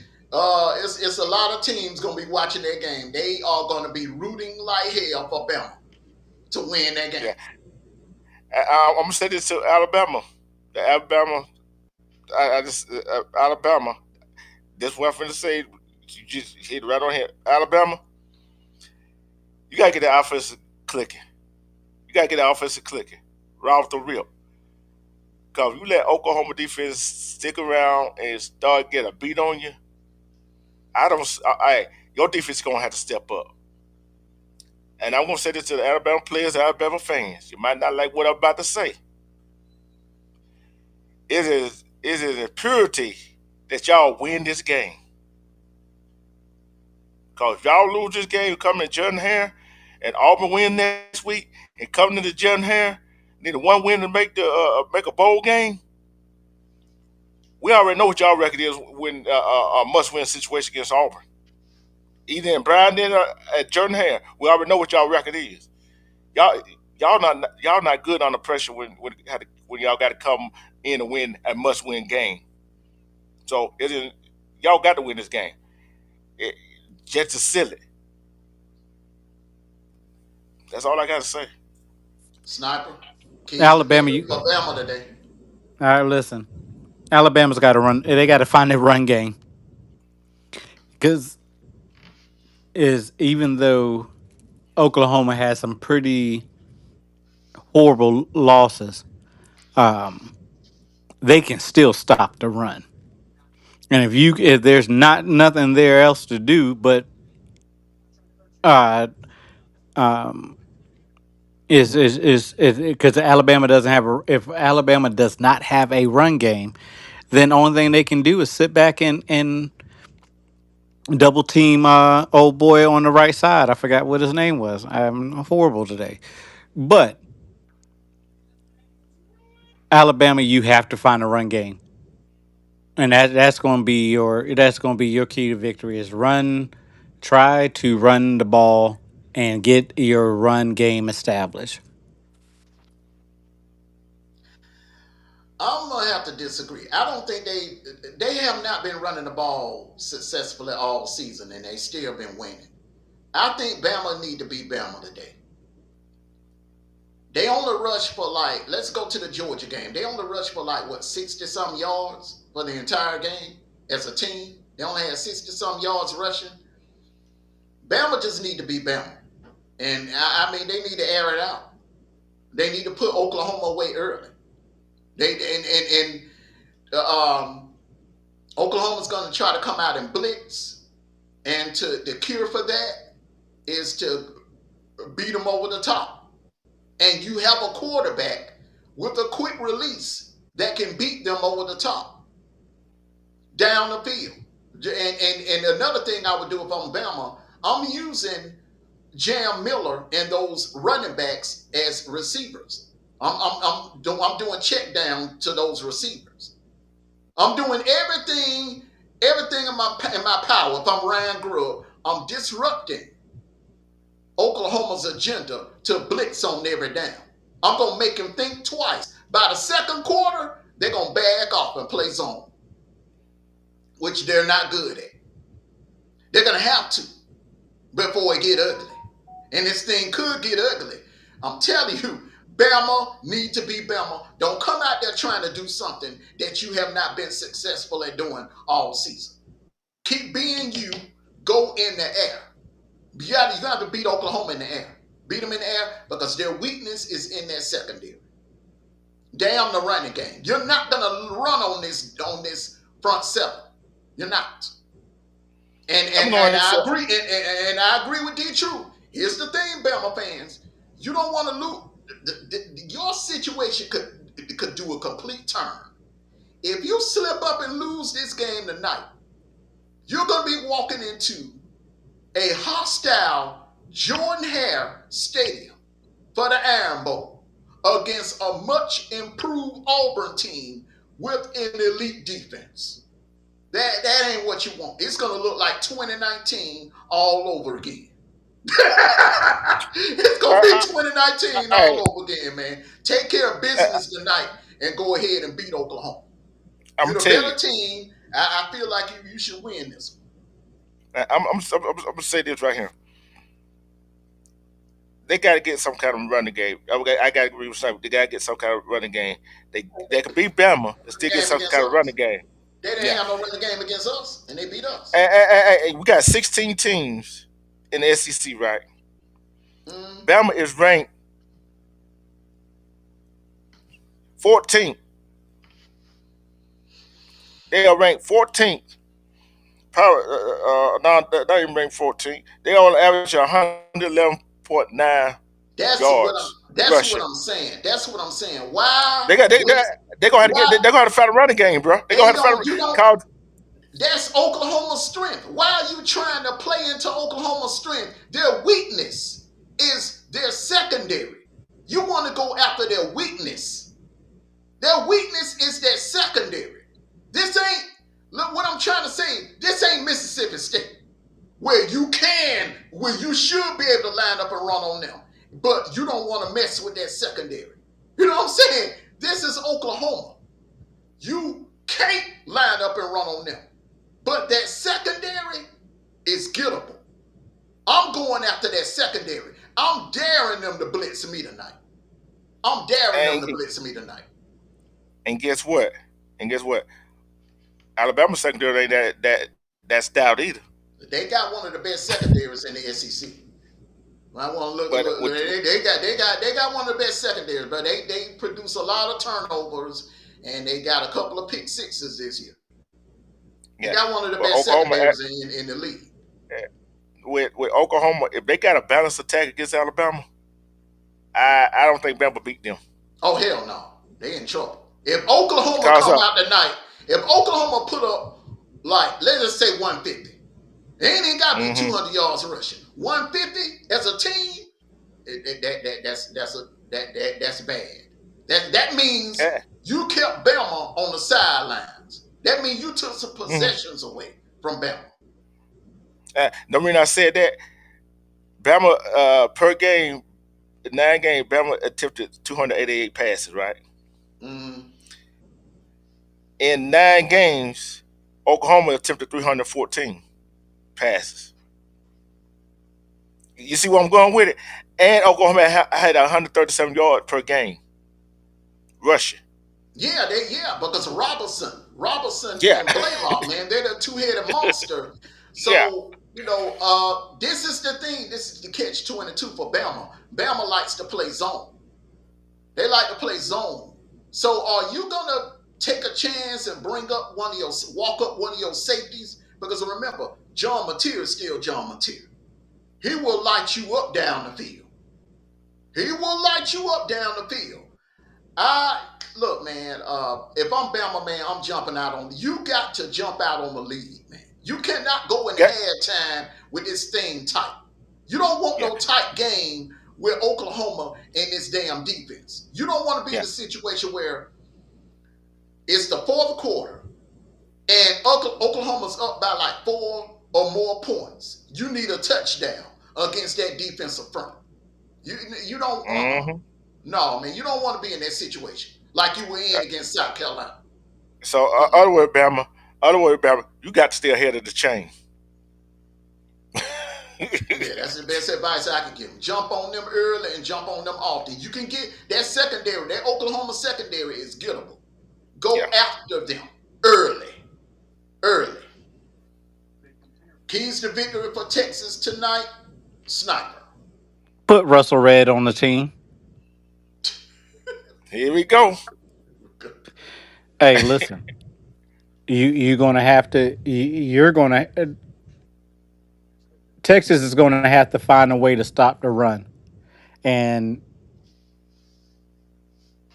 not only the run.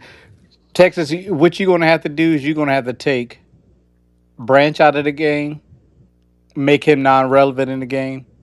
You're gonna have to take uh, Gunner Stockton out of the game, make him irrelevant, make him do things he's not supposed to do.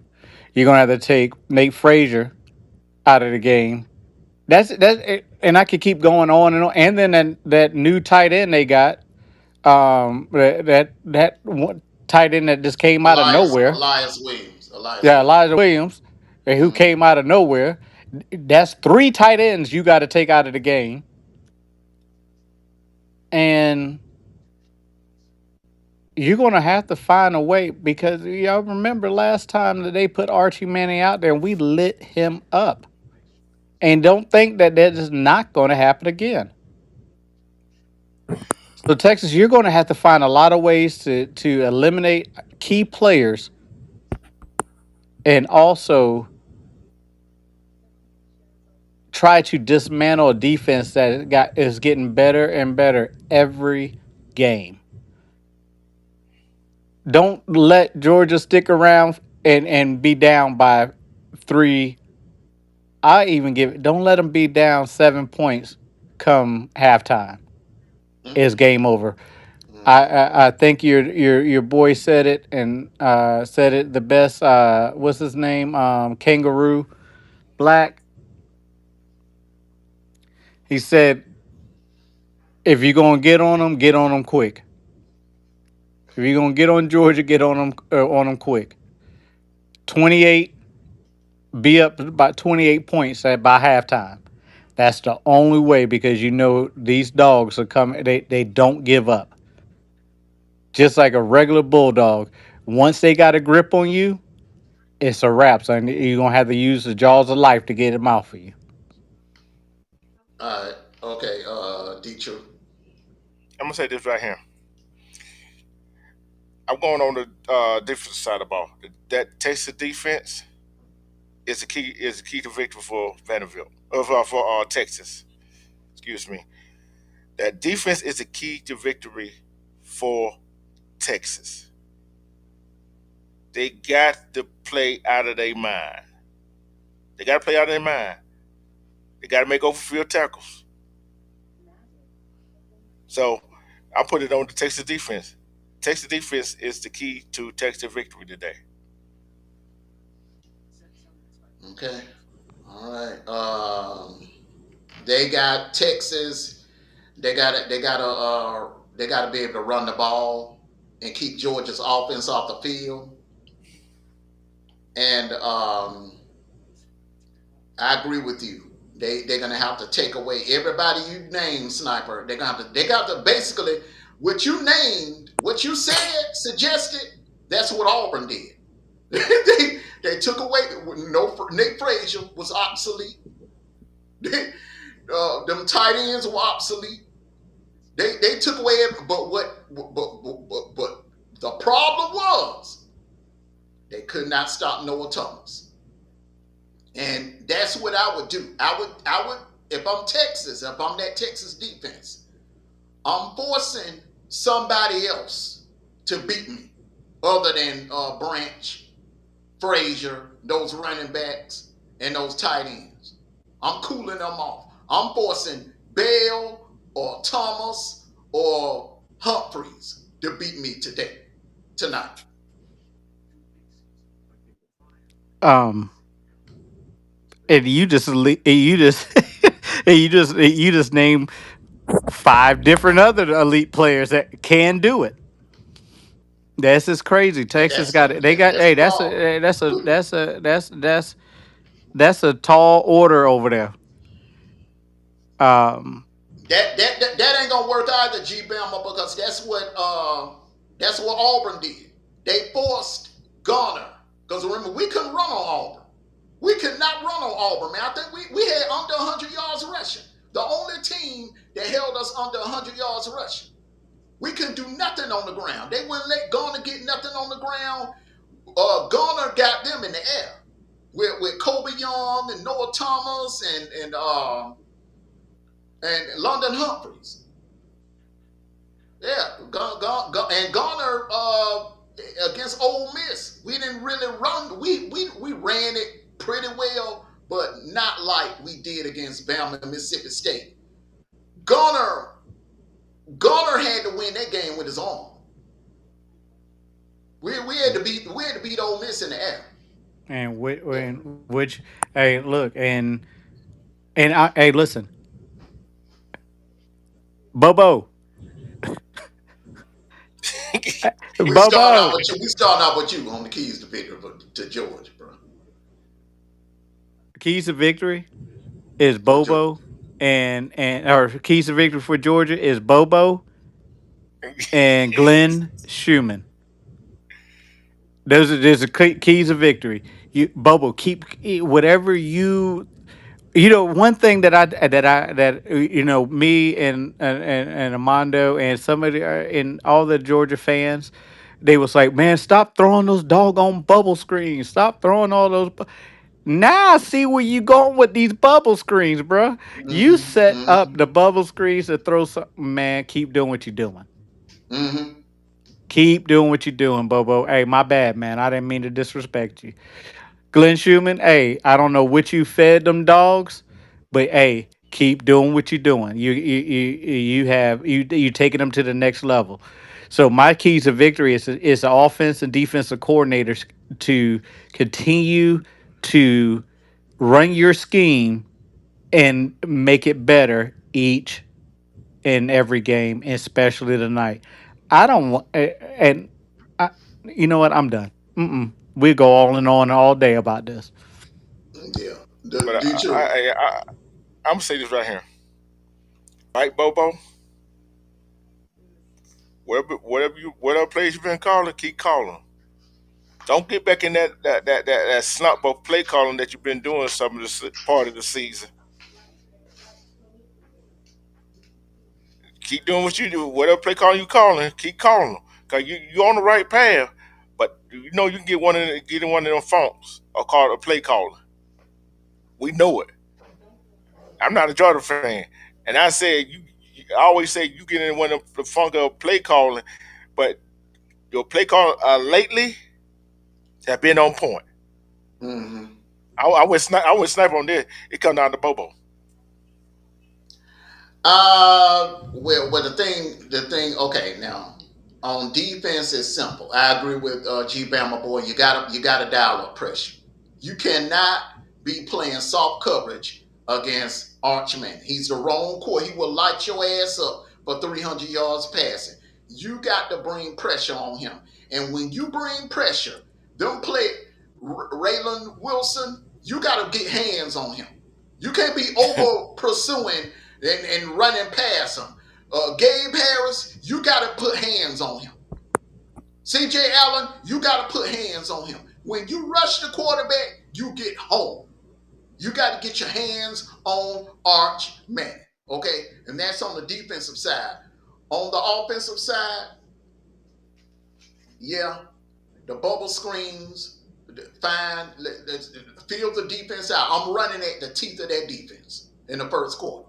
As a matter of fact, on that first series, the first three plays, I'm calling running plays. I just want to just test their strength in the teeth of that defense. Are they as good as advertised? Now, if that don't work, if we ain't able to move the pile and we go three and out, okay, next time out, go after that secondary because that's their weakness. Go after that secondary. Because let me tell you something. Let me call out three names that Garner lit up last week.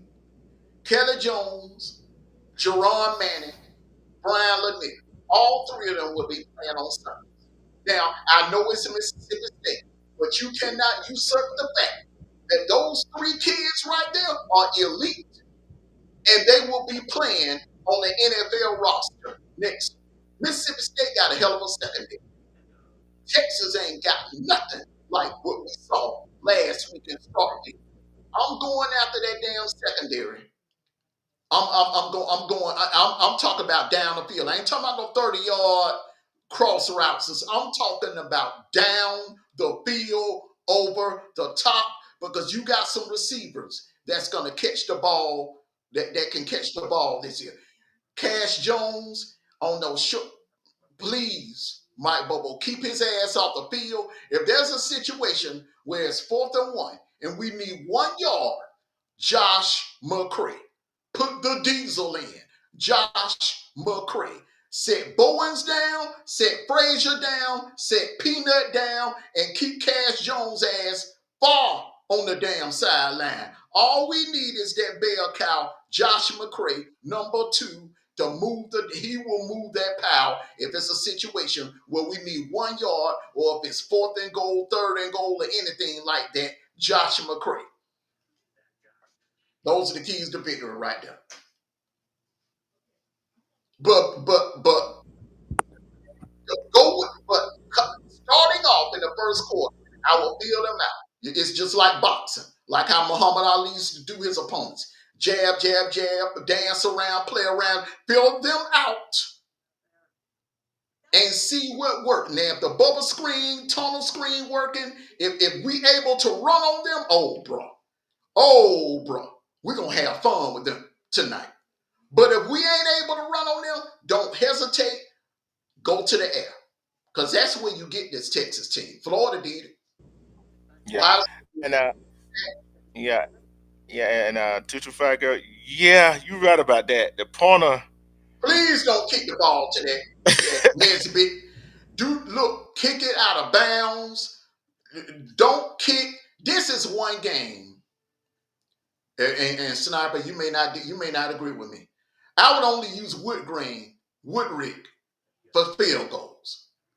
Kickoffs, I would have Thorson doing all the kicking today.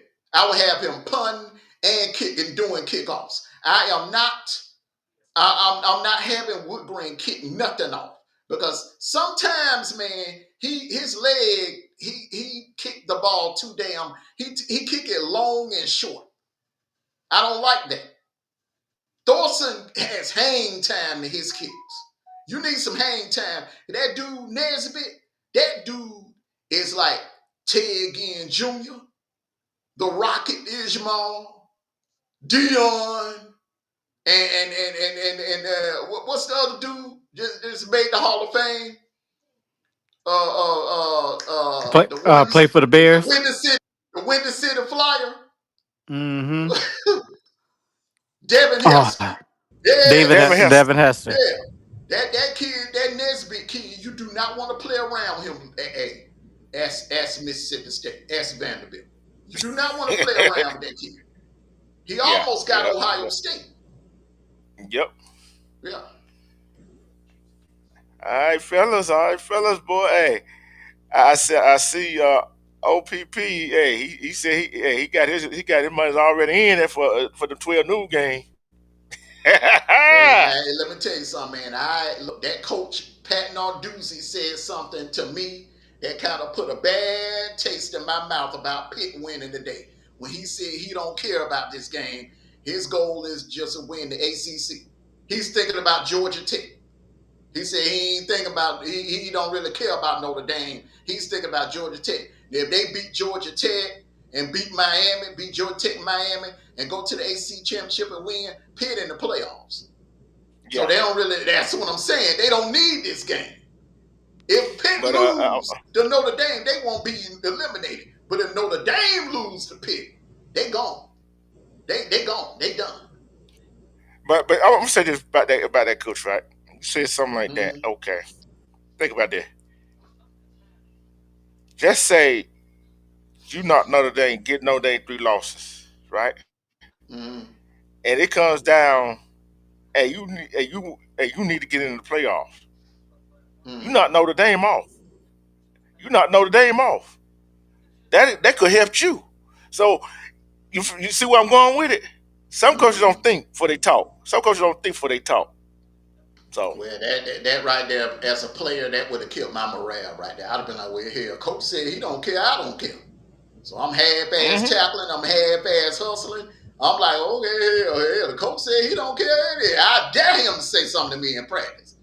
You know what? Hey, coach, didn't you say you didn't care about this game? Mm. hey, but hey, My bold. for him to say, go ahead, sniper. Oh no, I was reading the bold prediction. Oh yeah, Dub, but I was. Dubs, Oh, hold on, let me do that. Dubs, man, I don't know what it is, bro. You've been hating on Georgia for the last 4 years, man. What is it with you, man? Some female from Georgia must broke your heart or something, bro. Cause you hate on Georgia like you got a personal vendetta against my dogs, bro. yeah, but I'm gonna say this right here. I'm gonna say this right here. For a coach to say that, for the pit coach to say that, they got two losses overall. You got two losses overall, and then you lose. If you lose this game, you got to somehow find a way to get to the next, get to the conference championship game to get to the playoff. That's crazy, ain't it? That's Mm-hmm. crazy. They Come well, on now. they don't like I said, they don't need this game. All they don't need this game. They're not getting in as a 10-2 team. Anyway, they won't. Strength of record too weak. If Yeah. they all they need to do, if they okay, they can lose today by multiple touchdowns. They can lose today by multiple touchdowns. Go on, upset Georgia Tech, beat beat Miami, which is possible. They get hmm Miami in Heinz Field. Go to the ACC championship game and beat Duke.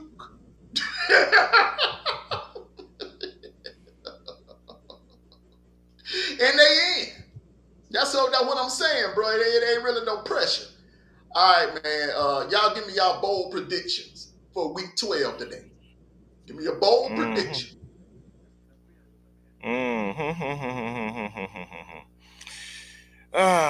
Shoot, boy, that bold prediction.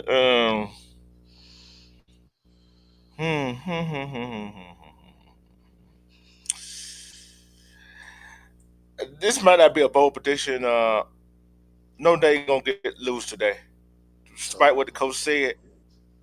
Yeah, pick gonna beat Notre Dame oh. today, despite what the coach say. So guess what?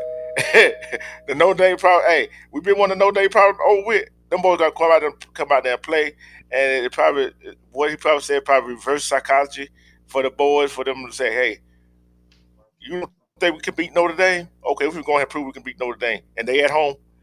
That my bold prediction right there, which it I ain't don't that bold. understand. I don't understand that logic. If I was a head coach, I would never use that damn.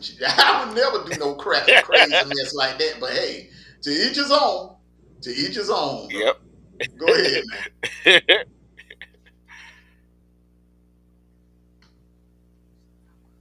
Go ahead, Alabama. I'm sniper. sorry. Alabama, I'm sorry. So sorry. I had high hopes for you. Man, I don't even know why you speaking that into existence, but that would hurt us, bro.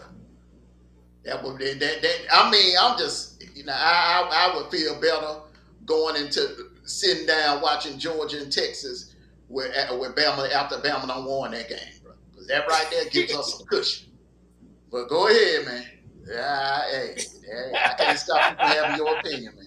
Go ahead. Hey, You want me to that's go in another direction? I go in another No, direction. man, speak your truth. Yeah, I Speak think your truth, brother. Alabama loses by a field goal tonight.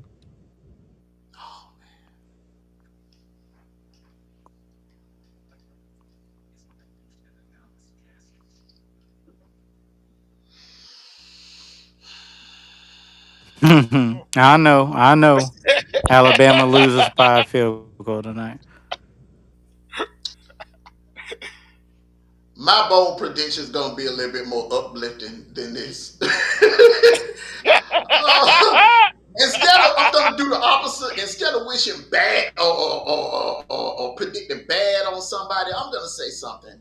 I think Julian Sand is gonna top what Mendoza did last week. He's gonna have a hell of a Heisman statement today against UCLA. Nico is not playing. Agent Smith, if you're still watching, Nico is not playing. He's out for that game. I can see Julian saying doing something like throwing for maybe like 6 or 7 touchdown passes.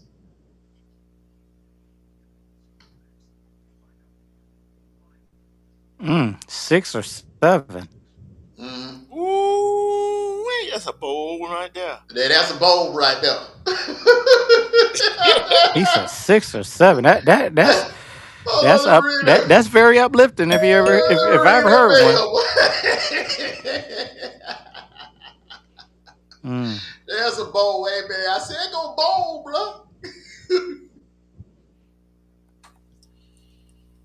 All All right. right, the game predictions, bro. This is where were And, we at and last week? Where were we at last week, Detroit?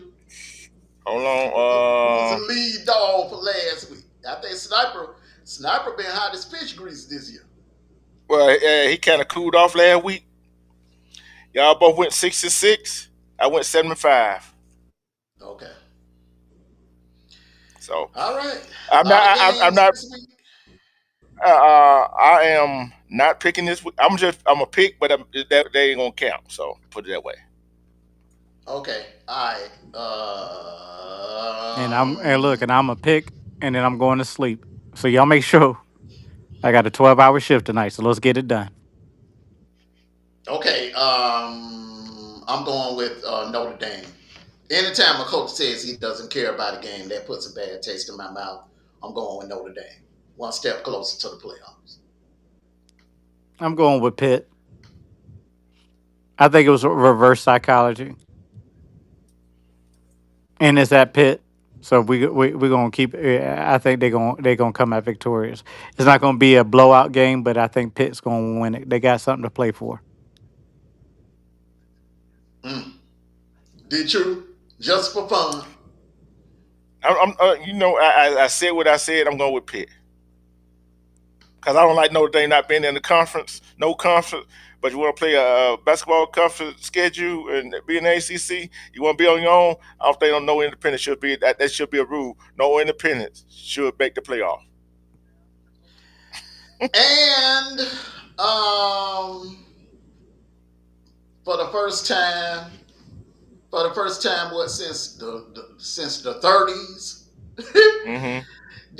I think they'll do. They did a midnight yell last night at College Station. I think they're gonna do one again tonight because they will officially be in the playoffs after they put down South Carolina today. Aggies big. Aggies big. Marcel Reed have a little Heisman moment today. Aggies big. I'm agree with you. I'm going with the Aggies. I'm going. Hey, if I was choosing, I would go with Aggie because of the defense.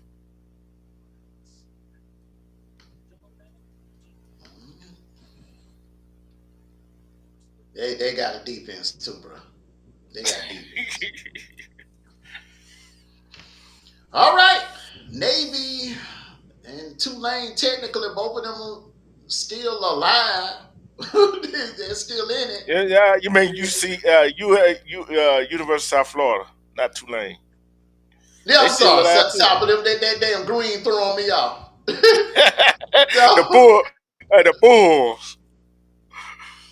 yeah, Mm-mm. man. Go I'm ahead. going. I'm going South Florida, bro. They got the golden opportunity right here, man, to get one step closer to the playoffs, man.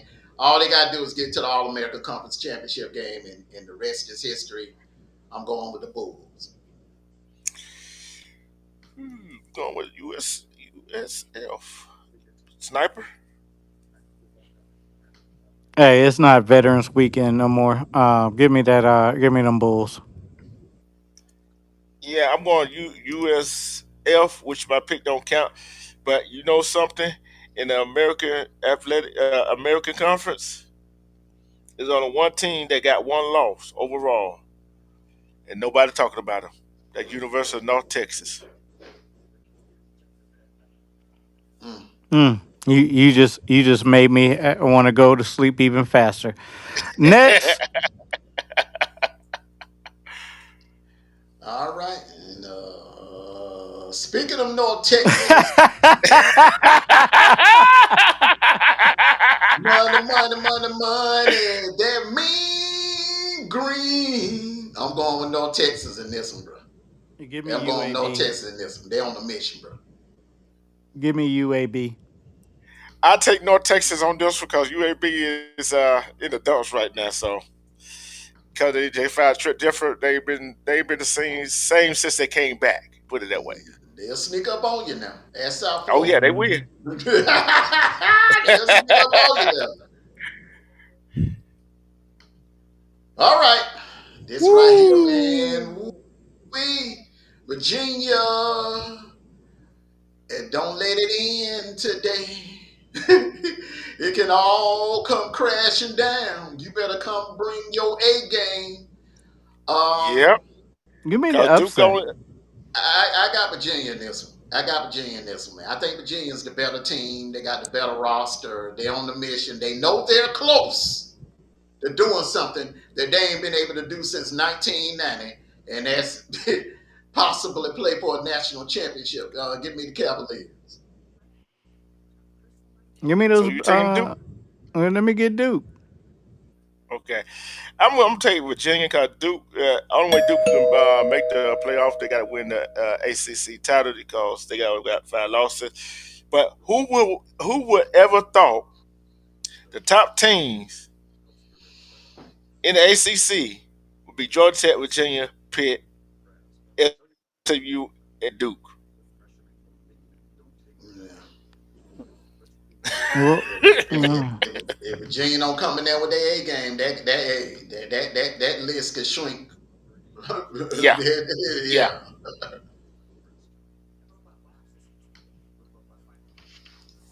Georgia Tech, Hmm. be very, very careful up there today. Be very, very careful. This is going to be a dog fight.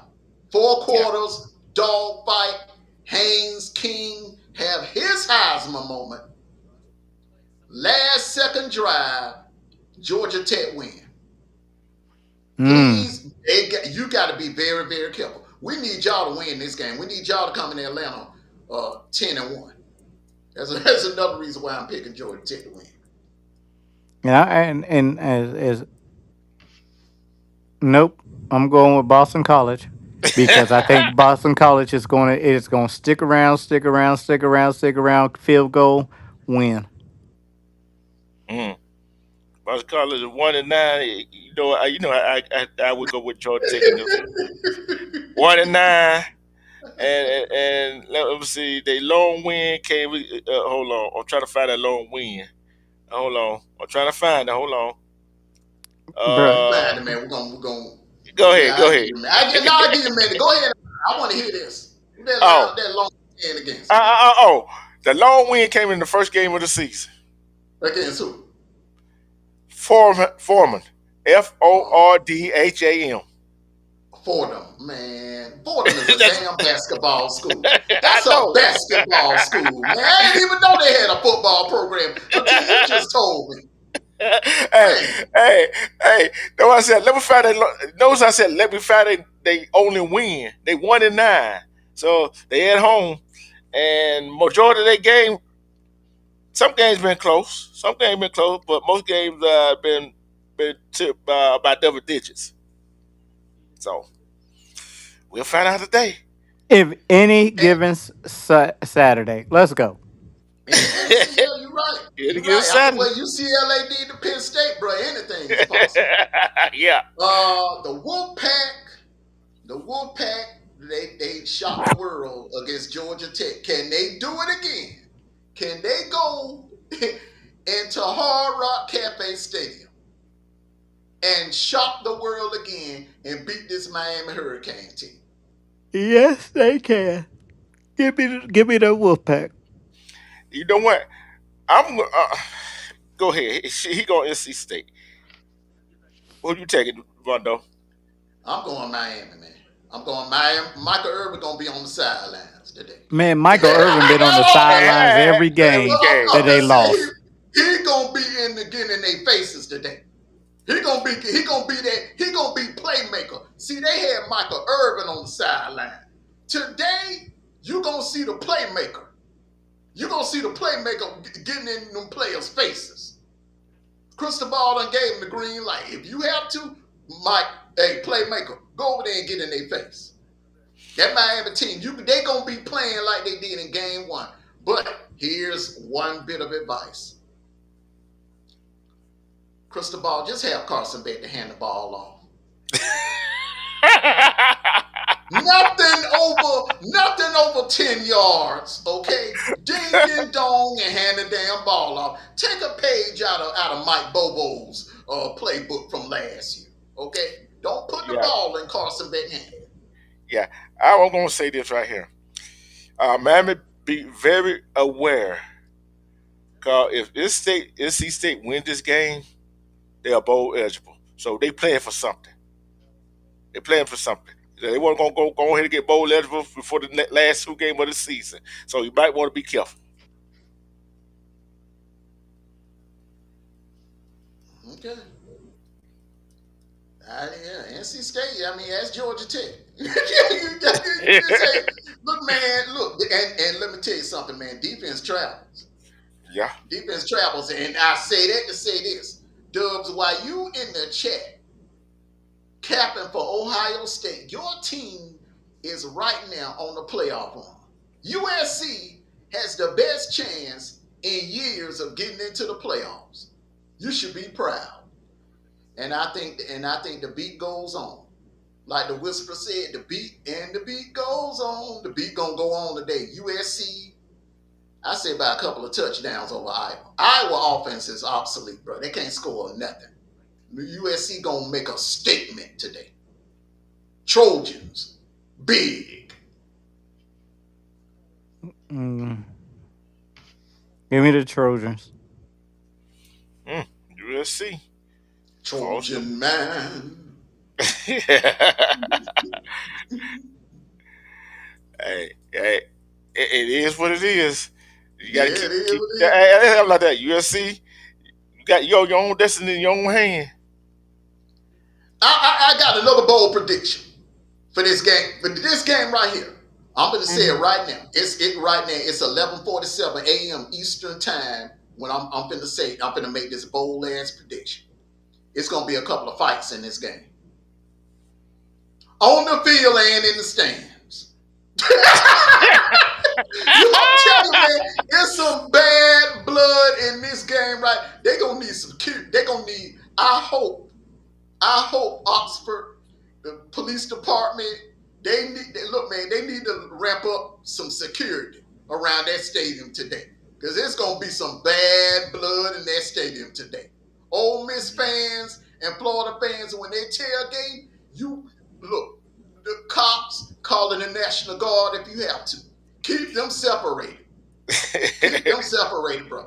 It's gonna be a lot of bad blood in this game right here, man. I'm taking Ole Miss to Ole Miss for the first time since what 1962.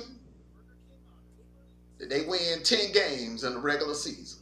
So you taking a sniper? Da-da-da, da-da-da. Just as then, fight breaks out in the middle of the parking lot at Burger King between an Ole Miss fan and a Florida fan. A Florida fan says something about Lane Kiffin leaving, and Ole Miss fan didn't take it too kindly. Both are in jail right now, and I'm taking Florida.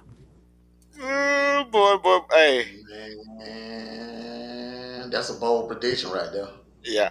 Hey, look at here. I will say this right here. It's gonna be a fight on the field.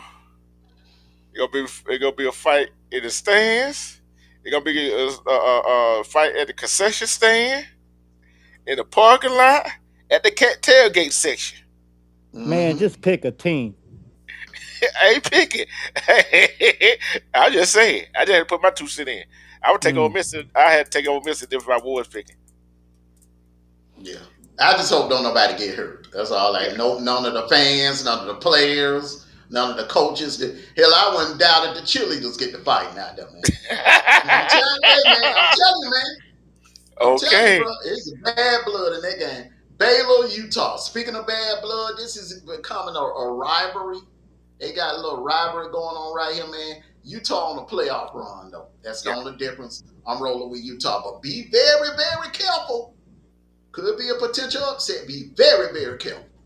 I, Utah. I'm glad. I'm glad you said that because this game right here could put Baylor in a bowl game. That's another thing why I say be very, very careful. Give me give me the Bears. Baylor Bears. Yeah, I would take Utah, but I got a suspicion that Baylor gonna put Utah out of their misery today. Is it not November? Mm-hmm. Does Utah win in November? My point No, proven. Let's move to the no, next game. Here we no. go. They do not win in November. Woo! I can't This believe you right put this on. here. I can't believe you put this on up here. And I'm hey man, hey, yes, I'm picking the upset right here. Missouri is going to be suffering from a hangover. Their morale is down, knowing that they're eliminated. They were eliminated last Saturday, and they played their hearts out. They just ran into a buzzsaw. Texas A&M, just wrong place, wrong time. They ran into a buzzsaw. Um, Mississippi State is a hell of a lot better. What I found out last Saturday, Mississippi State, that team is a hell of a lot better than what their record states. They could easily be sitting here with two losses right now, two or three losses. Um, hey man, I'm picking Mississippi State, man. I think that backup quarterback gonna give Missouri problems on the ground. So you're going with the other Bulldogs. I'm going with the other dogs today. I'm going with And Mississippi I'm gonna State. agree with you if whoever that coach is for Mississippi State had put that backup quarterback in um, a few plays earlier, it might not have looked as bad as it's do because you can't that's a big boy right there. Yeah, That's a yeah. full lunch That's plate over Cam there. Newton. That's Cam Newton 2.0 right Yeah, that boy right there. I there. mean, when he ran that first touchdown, I said, "Oh, we in trouble." If hmm they keep doing this, Hmm. hmm Okay, give me the Bulldogs. I got you. And I think that they learned something about themselves last week playing Georgia. Um, Yes. and they know they even though the score doesn't say it, I think that they learn something about themselves and they are very competitive. And those three guys that you mentioned earlier, on that and then back in that secondary will be playing Sunday, just like you said. Yeah, I think that is they just unfortunate. They just the body blows took them out the game.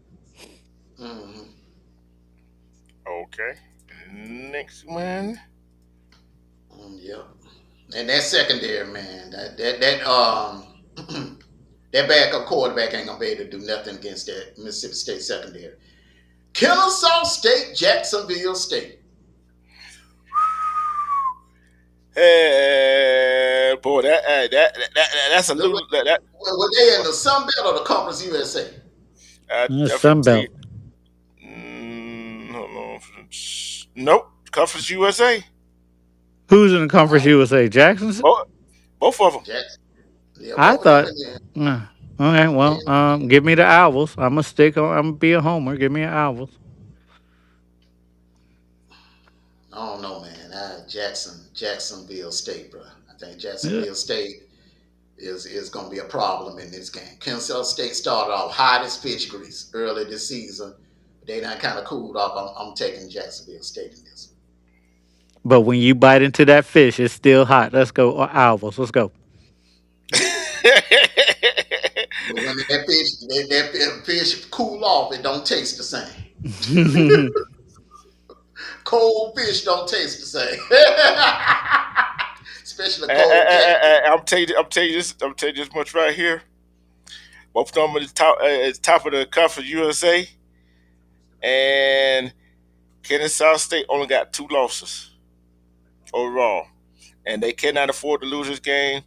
Cause Western Kentucky and Missouri State got one loss in the conference. So that conference heating up. So hey, we don't know what's going to happen. So hey, Whoever saw Kennesaw State, is this their first year in Division One or the second year in Division One? This their second year. No, no, I no, think that's no. their second Kennesaw year. State been around for. This is their Yes, this is their second year in Division One because they just came out of school. I don't know when. Next team. Okay. All I'm right. Now this is one of the marquee matchups, man. The Roll Tide Bama, Crimson Tide Bama at home in Bryant Denny versus Oklahoma 3:30 kickoff. Who you got, Sniper? Oklahoma. Pick Mm. an upset.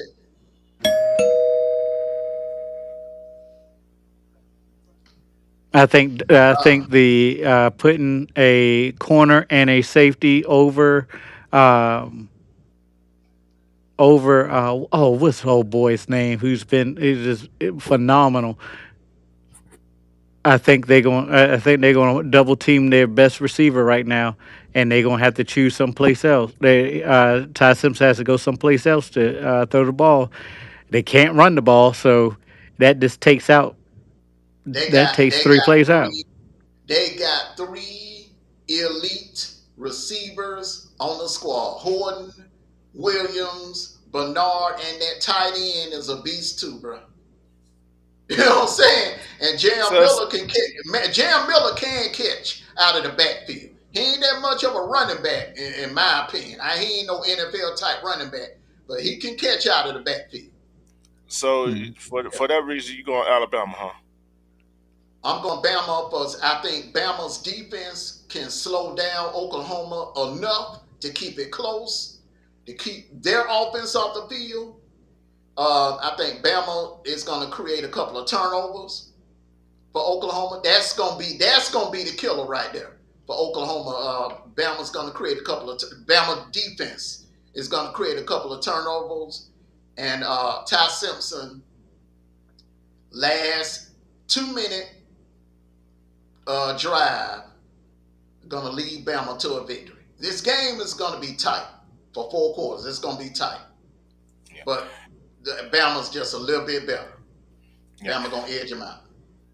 Since we've been picking 12 games, these last two picks, I know we got another pick thing coming up. I'm The gonna have to pick. main event. The I'm I'm I'm, main event. I'm gonna have to pick these last 2 games. It's gonna have to count because you got the 14 games. You know what I'm saying? So Mm-hmm. no, actually Mm-hmm. 15 games. 15 games. So Mm-hmm. Yeah. I took Oklahoma. You got Oklahoma? Yeah. Wait a minute, wait. Ding dong. Who you say that? Who you say that page or what's the one that what's the Bailey. You say ding dong. Hmm. Yeah. Hey, like you said, defense travel and that defense Oklahoma.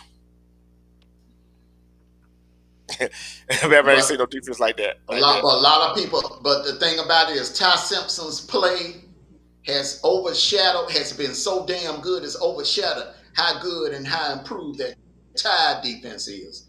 That Yeah. Tide defense is their only flaw is stopping the run, but as that secondary is legit. That Bama Yeah. secondary is legit.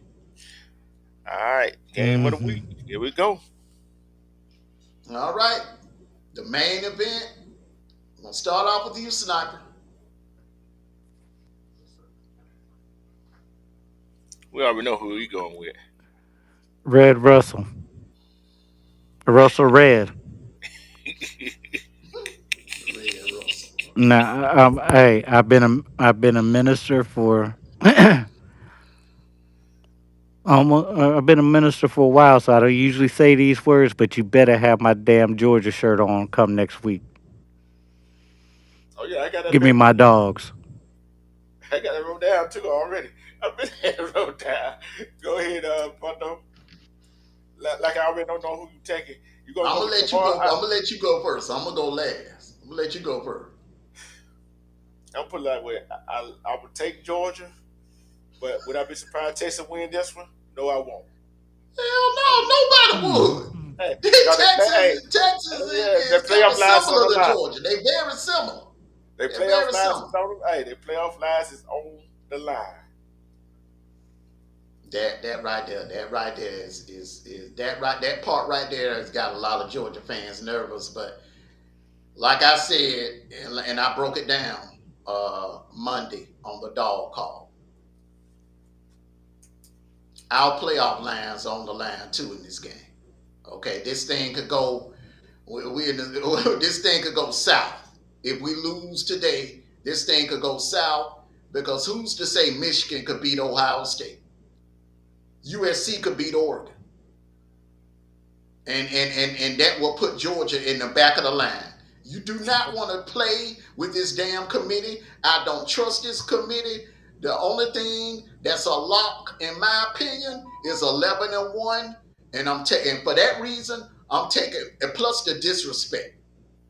The disrespect. I think my dogs are a better team, but the way my dogs have been disrespected, the way Nate Frazier has been disrespected, Gunner has been disrespected, we have been disrespected as a whole. Our fans have been disrespected.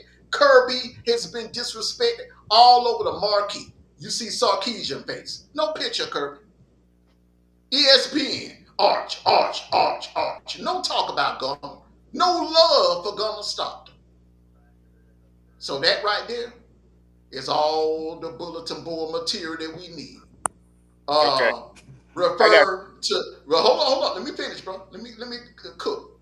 Refer to the 2022 and when Tennessee was getting all that hype.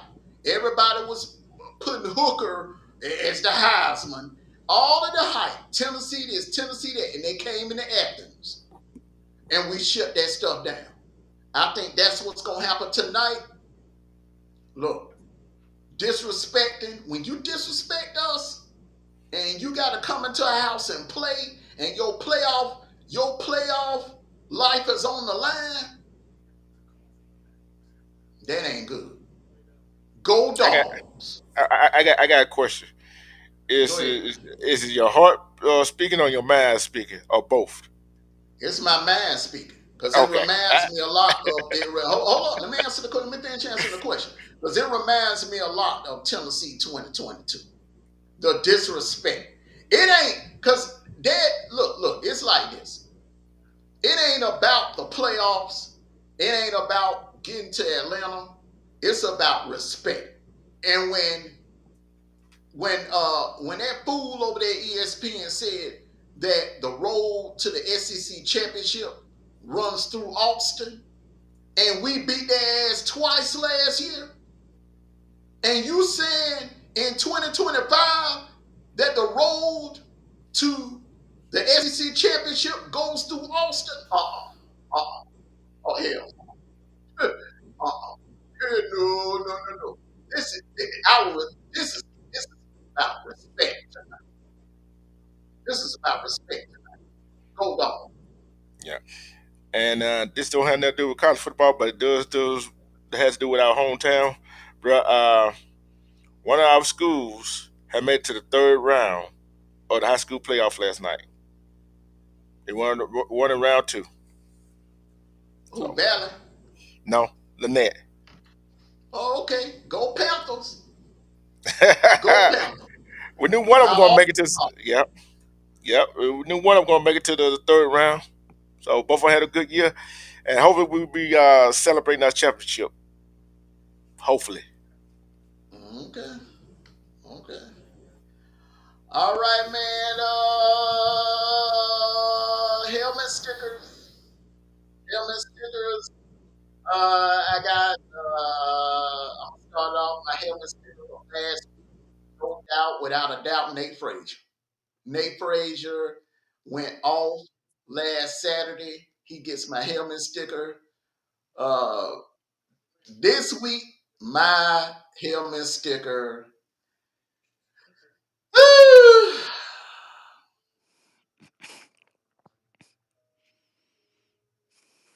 CJ Allen, man. CJ Allen, you got it. You got to anchor that defense, bro. You're gonna have to anchor that defense today. CJ Allen, you got to do what Julian Walker did last year. Jalen Walker. I'm sorry. You got to do what Jalen Walker did. You got to be Jalen Walker tonight. You got to play Jalen Walker's role tonight.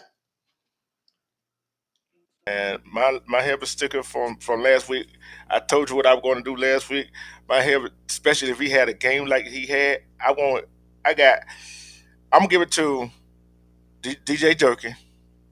I'm gonna give it to David Nix, and I'm gonna give it to Austin Daniels. Although they lost, that was the biggest offensive output I have seen. Anybody has seen for Auburn this year. I got to give it to them.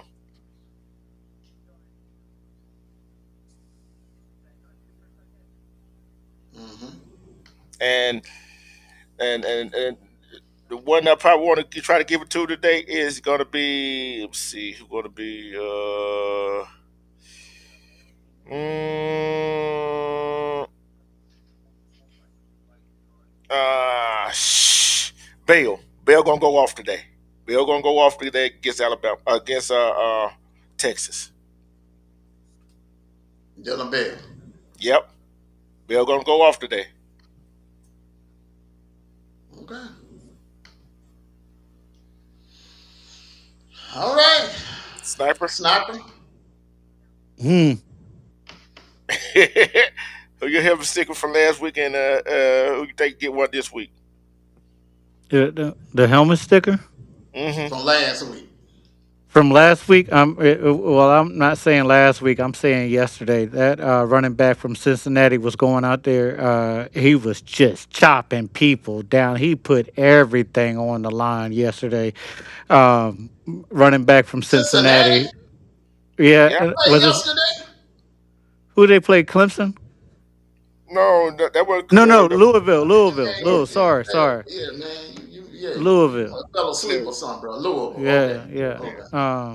Louisville. They got the same color uniforms, man. Leave me alone. Um, but yeah, hey, that brother right there was going out looking for contact. Yes, he looked like a little Bowens yesterday. This hey, whoever want to step in front of me, you gonna have to tackle me. And that boy was when I tell you he put his shoulder and his helmet in that those DB chests. It was a sight to see. My Also, I got two helmet stickers. I want to give it up to the Georgia Bulldogs offensive line. They was body chopping like nobody's business. Mm-hmm. And at the end of the day, you get hit with so many blows. I mean, they was throwing people out the club for real. Um, and tonight for this week, uh, I think I don't know. I'm gonna go with. I think I'll go, Frazier. I think Frazier's going to have another good night. Um, but I also want to give one to Pitt. Pitt's defense. They going. I Well, you think they're can't give going to do what they got everybody to no do. damn helmet sticker now. Come on. Yeah, everybody. Pitt's One and defense. one. One for last week, one for this week, brother. Come All on. right. Oh, You're like mm-mm. Oprah with these helmet stickers now. You get a sticker. You get a sticker. You get a sticker. Everybody get a sticker. Yeah. It's some games on now, and some get ready to come on. Guess what? I get to sit back and relax today. Until later Lucky on tonight. you. Lucky you, brother, because we are going to be stressing. It's going to be a stressful day. And you know what, man? The thing is, man, the ones I feel sorry for, like the Vanderbilt fans, they're gonna be scoreboard watching all day. Miami fans got to score. They need help. They need help. They need Bama to win. A lot of teams need Oklahoma to lose tonight. And like I said earlier, man, Texas could lose and they still got a pathway to the playoffs. So I just want to put that out there. Oh yeah, and G Bama boy broke some news in the chat earlier. I don't know if y'all called it or not, but it's almost a done deal with James Franklin, Virginia Tech. I like that. I really do. I like that. You didn't hear me say that? If you Wait a said minute. if you said, I apologize, brother. Yeah, remember I said I just saw the alert when we was talking about the next coach up. Who was talking about? Who was going to go to all or not Auburn? Who's losing Durkin? So, and I told you that Franklin was talking to Virginia Tech. But that's all right. Hey, can I go and get my last words? I got to go to bed. Go ahead, brother. Go ahead. Yeah. You know we're Hey. gonna start out with you first anyway. Yeah. Hey. Listen. Um. I don't know. Hey, win, lose, or draw. I'm still a dog fan. Uh. Hey, keep chopping. And hey, I pray that everybody stays safe. On that note, hey, I'm sorry, yo, but Sniper's out. All right, man. Get you some rest, brother. Get you some rest. Because you're gonna need it later on in about 9 hours. Nine, maybe, yeah, you're gonna need it in around 7:30. I know you're gonna be wide awake. Mm-hmm. Yeah. All right, y'all. I'll holla. All right, Okay, brother. peace. Peace, man. Like I said, it's gonna be a whole lot of team scoreboard watching and all that other stuff that gonna be going on today. Some people sitting on their hands, sitting on the edge of their seat. Hey, some families, hey, I'm like this right here. If you is opposite of y'all families is opposite each other, sure, I wouldn't be surprised a fight break out at a family watching the football game. So this time of year something gonna happen. But enjoy yourself, relax, and have a good time. Cause guess what? You have a good time. It all said and done. But love, respect yourself. Cause when you love, respect yourself, you see through BS and self love is the best kind of love that you can get. Cause nobody can love you like you love yourself. And Let me one more ask you thing, one last question. yeah, Let me ask you one last question. If they don't choose Durkin as the next head coach, as an Auburn fan, I gotta ask you this. If they don't choose Durkin as the next head coach, who would be your plan B? I'm like this right here. My plan B coach, he got to be, he got to be, uh, uh, he got to be kind of like he got to be able to recruit one, be able to keep the players that's there. I'm gonna address that probably Sunday or Monday. Probably Monday, about the four key players that they gonna have to keep, right? Would you consider bringing Gus back? Oh yeah, I consider bringing Gus back, and I'm going to say this for somebody asked this before you ask this question, and also they ain't got one more game to play. If we play this week or against Alabama, I wouldn't play them against Mercer. I wouldn't play them against Mercer. I wouldn't. I save him because all he got to do play one game. I save him against for Alabama game. The key of that noise. It's a catch 22. Here's why. Here's why, man. You don't want him going into that Bama game rusty. But also, To sit a player down for a game, you kind of get out of y'all off this week.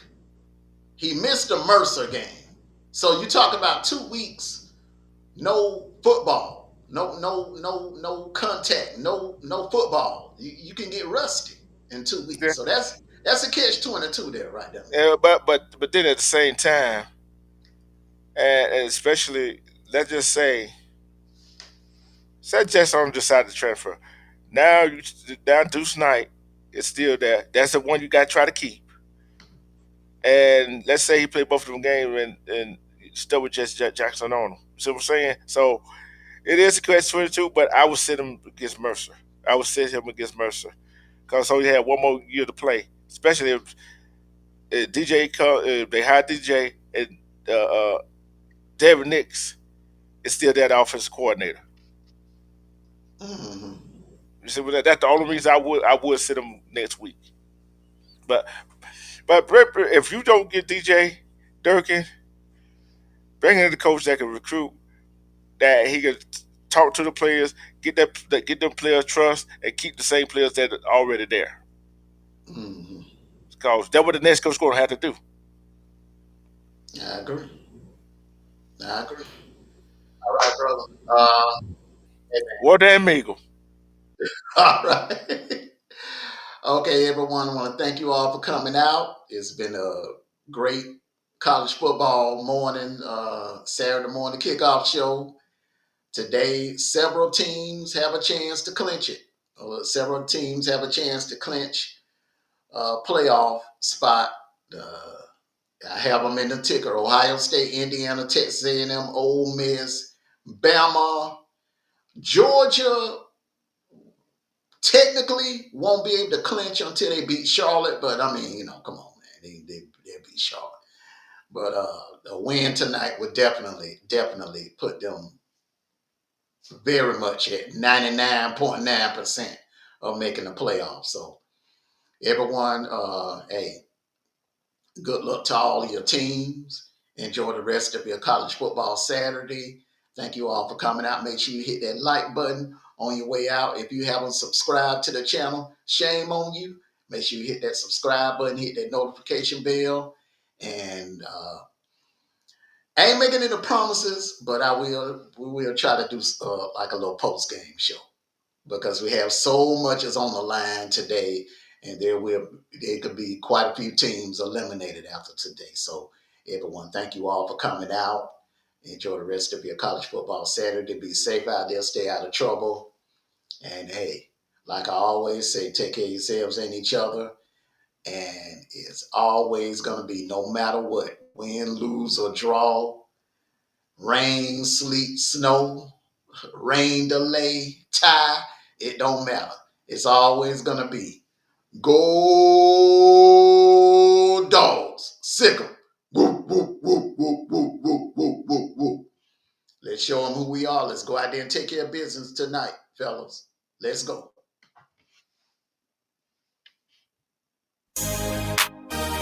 Woke up early, sun shining bright. Got the flag, got the fight. Ready for the big game today. College football fever. Yeah. Dugouts packed, the crowd's alive. Cheerleaders spinning, waving flags.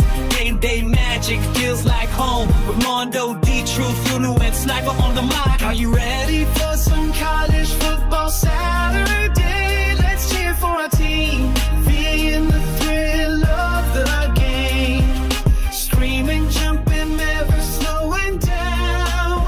Together we're unstoppable. Can't you feel the fun? Marching band, drums rolling out, tailgating, burgers cooking good. The field's lit, the energy's high. We're ready, let's make history. Coach is yelling, players running fast. From Texas to Notre Dame, Georgia, Clemson, USC, Tennessee, Bama to Ohio State, defending their crown. The final whistle, the crowd roars. Victory we won, it's all worth it. High fives, hugs, we're all one. College football fever, we own it. Are you ready for some college football Saturday? Let's cheer for our team, feeling the thrill of the game. Screaming, jumping, never slowing down. Together we're unstoppable. Can't you feel the fun? Amondo, D-Truth, you kill. We're unstoppable. Saturday morning kickoff show, we ride from morning till night.